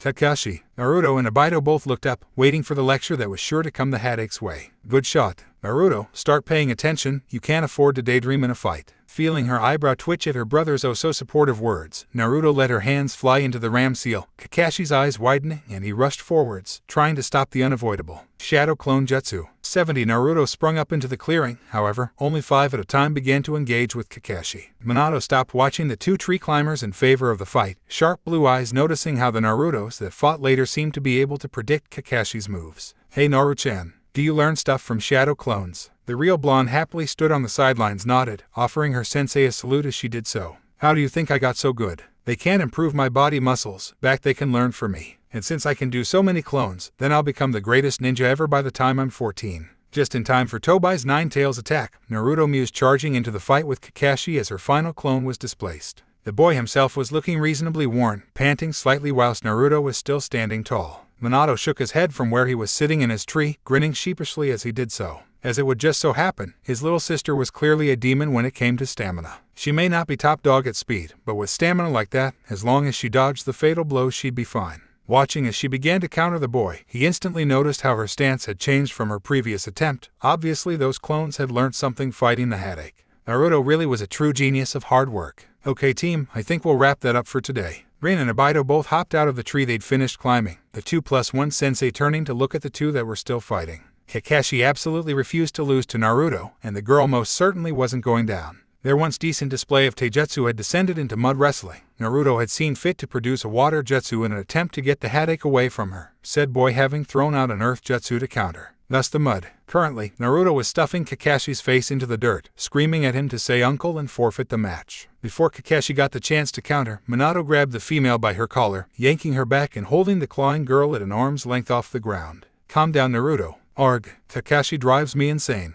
One day I'm gonna throw him off a cliff. That's all well and good, Naruto, but you are part of a team, so learn to live with it. I'm sure you have your faults too. The girl blushed a light shade of pink, crossing her arms over her chest and scowling as she did so. Okay then, Naruto, I need you to pick up some groceries cause I've got a mission. Here's the list. We'll meet her tomorrow, same time unless my mission drags on. See ya. Minato poofed away, dropping Naruto on her hind and coating her in a fresh layer of mud. Rin was tending to Kakashi and frowning at the blonde girl that had caused the injuries, but she still came over to check if she was okay. I'm fine, Rin-chan, promise. Naruto Namikaze. Kakashi hit you with a jawbreaker, I saw it. I'm sure he'd have knocked something loose. Placing a glowing green palm on the side of Naruto's face, the brunette's eyes widened as her healing chakra landed on the already mending bone. It was healing faster than it would with her medical ninjutsu. Naruto? She asked, mouth open and staring at the girl who just shrugged. It's always been like that. Don't tell anyone, Rin, it's a secret. Once the team had parted ways, Naruto found herself in the small corner shop that Minato had pointed out. She quickly found out that her brother was a very dedicated customer to a store that had kicked her out multiple times as a child.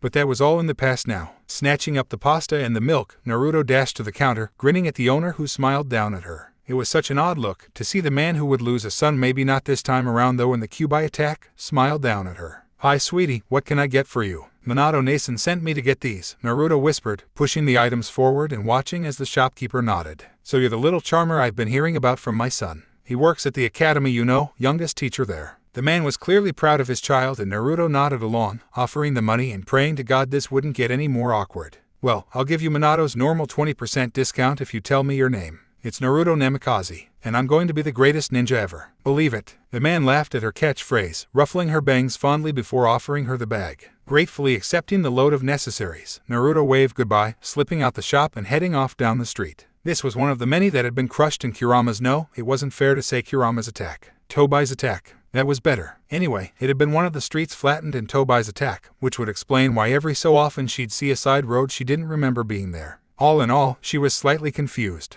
To her right she heard a grunt, making the blonde pause. She recognized that grunt. It was a typical noise of someone getting punched in a spar, where they'd left their guard open and suffered the consequences. However, there were no training grounds around here, so she shouldn't be hearing that noise. And from the sound of the grunt, she was pretty familiar with the person. Dropping her bag of groceries, Naruto whirled around, whipping down the alleyway in pursuit of the sound. There, surrounding someone much smaller than they were, was a bunch of chunin. They had the jackets, but not the graceful air of a jonin whom were clearly beating up the younger one. It's your stupid father's fault we're going to war, brat. Don't pretend like it's not happening.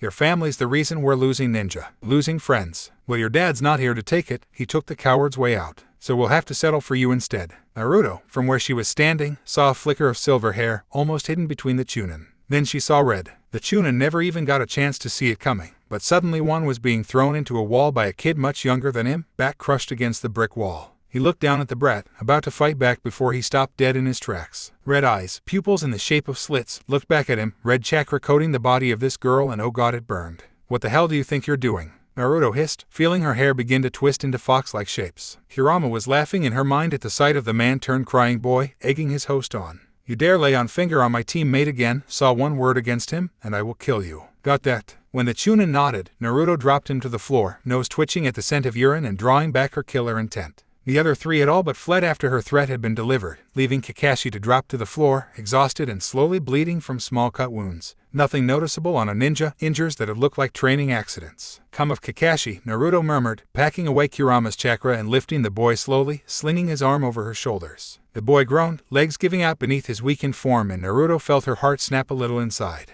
As carefully as she could, she picked the silver-haired teen up, forcing him into a frontal piggyback and ordering him to hold on. Luckily enough, it would appear the Chunin had blocked his view of her, so he wouldn't have seen her chakra. Only felt the massive amounts of killer intent. No wonder they'd ran off, the cowards. Arriving back home, Naruto delicately laid Kakashi down in her bed, frowning at the wounds before she went to retrieve a flannel and bowl of warm water. Upon her return, she instantly put a stop to Kakashi's attempt to escape, stripping him of his shirt and carefully wiping the wounds as she did so. Why didn't you fight back? She asked quietly, watching as the boy closed his eyes and shook his head. The bastards had even snatched his forehead protector, probably claiming he had no right to it. Why didn't you fight back? They have no right to treat you like that. Naruto, having finished cleaning the boy's wounds, got to the feet and paced, fists clenched as she tried to recall where Minato kept the bandages. Well, Kakashi, tell me, what makes you think that it's okay for them to hit you? What makes you think that it's okay for them to get away with this? Because their friends are dead, our ninja are dropping like flies, and it's all my dad's fault. But he's not here to take it. He killed himself to get away from it.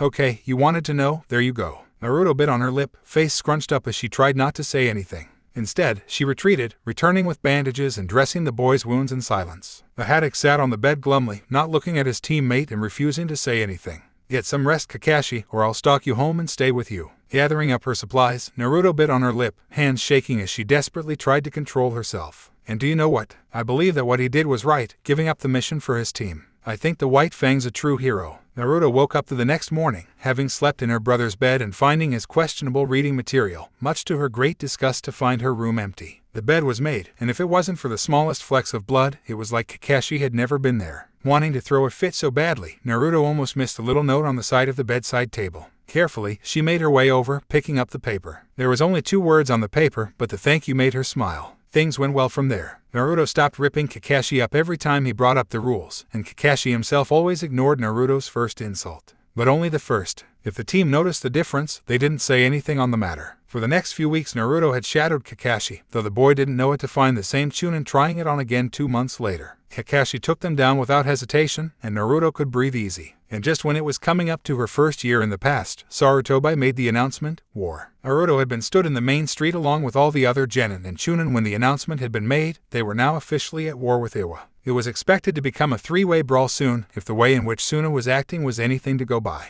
Rin had started crying almost instantly, breaking down and allowing Abido to hold her. The Uchiha looked tense, biting his lip in order to stop himself from displaying any emotion whilst he kept his teammates securely in place. Naruto cautiously placed a hand on Kakashi's shoulder, feeling how his muscles recoiled for action. But no one took any interest in the Haddock, instead trying to come to terms with what was happening. The third cleared his throat from his position atop the Hawkage Tower, looking down on his village with a face that told everyone this was the last thing he wanted. Though we are at war, no personal under the age of 15 will fight on the front lines. The closest you will come is sabotage, and I plan to keep it this way. Please remain on high alert, you will be notified if you are needed. Also, there is someone I would like to speak to. His dark eyes locked on Naruto, easily picking the blonde girl out of the crowd and making a subtle gesture for her to approach him after the announcement. I am sorry that it has come down to this, and I'm not going to say it will be easy. However, we will come out on top. There was a collective cheer from some of the braver shinobi, Rin still crumpled next to Team Minato and Kakashi still as tense as ever. Naruto bit on her bottom lip, chewing on the skin before watching as the crowds began to disperse before her. I've got to go, she mumbled, only Kakashi picking up on the fact she'd said anything at all. Why? Naruto jolted to a stop at the sound of Kakashi's voice before grinning to herself. Because I'm the one the Hawkage wanted to see. It wasn't until today Naruto realized just how lucky she'd been so far. Because when the Hawkage had said he was including her on the War Council, stating that he would tell them of the demon inside her, Orochimaru walked past. Naruto almost had a heart attack, Kurama rooting her feet to the spot to make sure that she wouldn't attack him. Not now, Kit, you can't attack him yet. Opportune moment. But you will get your chance. We will get our chance to kill off that bastard. Growling deep within his throat, Kurama let go of her body, Naruto gasping for breath before nodding to the Hawkage. That's fine, as long as they don't use me. The War Council itself consisted of a majority of clan heads, the ANBU boss, Orochimaru, 2 civilian representatives and the Hawkage himself. though there were 2 spare seats, one for Tsunade and one for Jiraiya. However, Naruto knew the former would refuse to come back. Unless, thank you all for coming together in this difficult time, the Hokage grumbled, looking around and sighing because he really didn't want to see this. Tsume was bouncing a child, Hana, on her lap, frowning over the reason they were coming together and leaving Naruto feeling sick. She could end this war instantly, but she really didn't want to go wiping out armies like they were ants. What is this brat doing here? Orochimaru grumbled, flicking a finger half-heartedly in Naruto's direction. Naruto is here because she is the current Jinchuriki of the Nine Tails, thus she is high enough a profile to be included. Several clan leaders fidgeted nervously, each looking at the girl with cautious eyes, trying to weigh up the small child that hadn't even reached 10 years of life yet.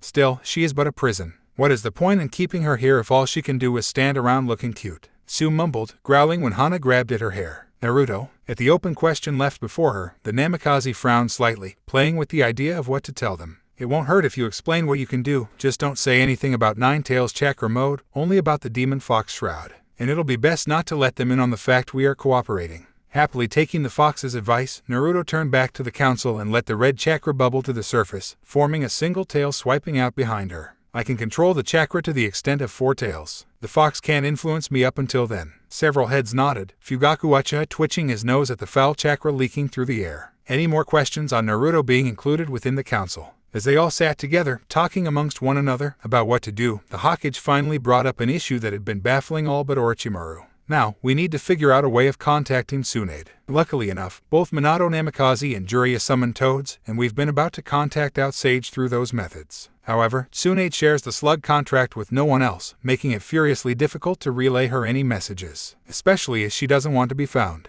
From the last report Jiraiya gave me, he indicated that she is currently within the land of hot water. I suggest we send a team out in order to search for her. I volunteer, Naruto cried, instantly seizing the chance and shooting to her feet as she did so. Orochimaru scoffed, whilst the Hokage raised a brow as if asking if she had a plan. One sly nod later and Sarutobi smiled. I am fine with Naruto Namikaze leaving to track down Tsunade. Do you have anyone in mind to join you? Frowning at the question, Naruto sat back down, drumming her fingers on the table before shrugging to herself. Might as well bring the people in on the secret. May I request Kushina Uzumaki and Obito Uchiha? Granted, Fugaku snapped before anyone else could question the decision. The Uchiha head was meanwhile doing a small dance inside of his head, grinning and all but partying over the fact that yes, he had not only gotten rid of that damn prankster, but his failure of a nephew as well, and for an indefinite amount of time to top it off. This was almost too good to be true. She didn't see much of a point of sticking around after that, so Naruto got up and left, heading out to inform her 2 teammates of the change of plan. She hadn't seen much of Kushina since she actually told her about herself. The red-headed Kunoichi had been pulled away on mission after mission and thus the two had seen little of one another. Hey Naruto. Spinning around at the sound of her name, Naruto blinked a few times, watching as Obito came steaming towards her. I just got told I'm going on a mission with you and some Kushina girl. Do you know what the mission is? Because I bet it's something super awesomely and poor. The rest of Obito's words were muffled as Naruto slapped a hand over his mouth, hissing for the boy to shut the hell up and keep it on the down low. Yes, we're going on a mission, Obito, and yes, I specifically picked both yourself and Kushina. Now, I'm going to go find her, whilst you get your bag packed and get the team together at the training grounds. It's a long-term mission, so pack everything you'll need. And you're not going to tell anybody about this mission, okay? Watching as the Uchiha nodded, still grinning from ear to ear, Naruto let him go, watching as the orange blur took off down the streets as he did so.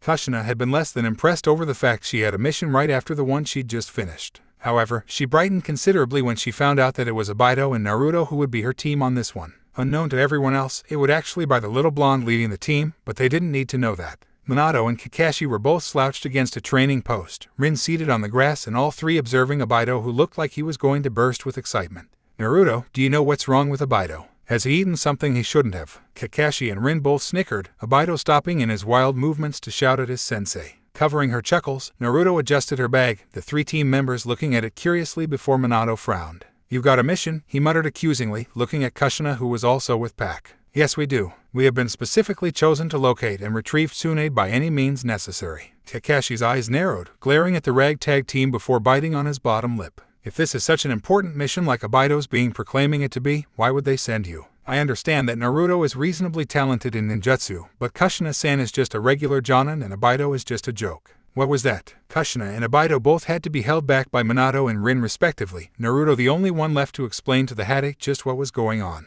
Well, actually, I got chosen for the mission, and I got to choose a jonin I trust 100% and a fellow ninja. So I picked Obito. Kakashi let his face scrunch up at the information, dropping into a seated position and wondering why there had been a stabbing sensation in his chest at the fact Naruto picked Obito over himself for the mission. It took a moment for him to register the feeling as jealousy, and another moment for him to instantly squash the emotion. Every time Naruto did something, either pick up a jutsu faster than he did, get better recognition that he did, the same painful feeling would echo about in his rib cage and leave a bitter taste in the back of his mouth. Anyway, he just thought we'd tell you. Minato-sensei, can I sign to the Toad summons before I leave? The blonde dropped Kushina where he was stood, nodding and completely focused on the task at hand. Yeah, sure, I'll summon them up now. Minato went over to give Obito and Kushina some mission briefing, leaving Kakashi and Rin beside Naruto and the Toad. The green-eyed Toad looked at Naruto in recognition, to which Naruto found herself frozen. Come on Kakashi, let's get some training done, Rin murmured, still shaken about the war. And now, two of her teammates were leaving her for a war-related mission. The silver-haired boy nodded, rising to his feet and walking after the brunette. What do you want, Naruto?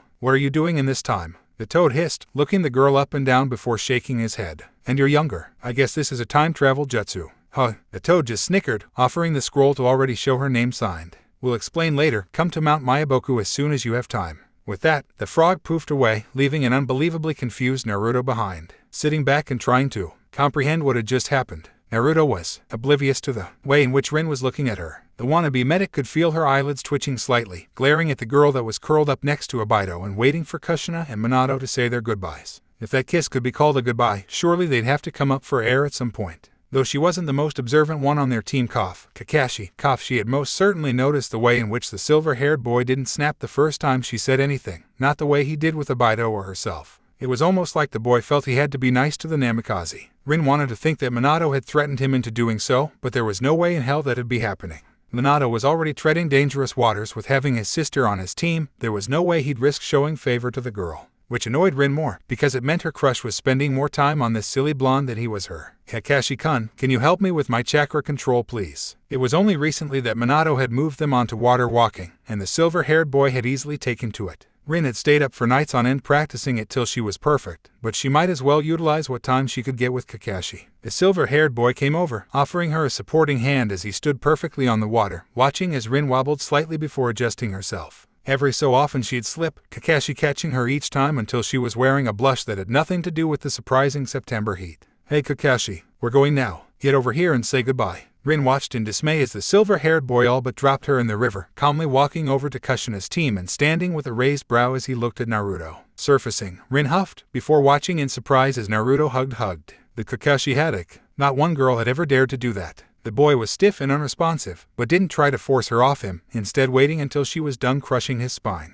You better keep yourself in good condition, because I want to open a can of whoop ass on you when we get back. Got that? So give me a challenge. Both Rin and Kakashi snorted at the girl's arrogance. She couldn't even beat him in taijutsu right now, but the Chunin simply nodded his head, watching as the blonde girl waved an overenthusiastic goodbye as she disappeared behind the tree line. Minato stood up from where he'd been sat on the tree stump, rubbing his hands together. Okay then, let's spar. Kakashi versus Rin versus myself. Rin whimpered. Okay, sadly the chapter is over. And if you enjoyed, just leave a like and subscribe with post notification, so when the next chapter is ready, you will be notified. Okay, see you in the next video. Bye.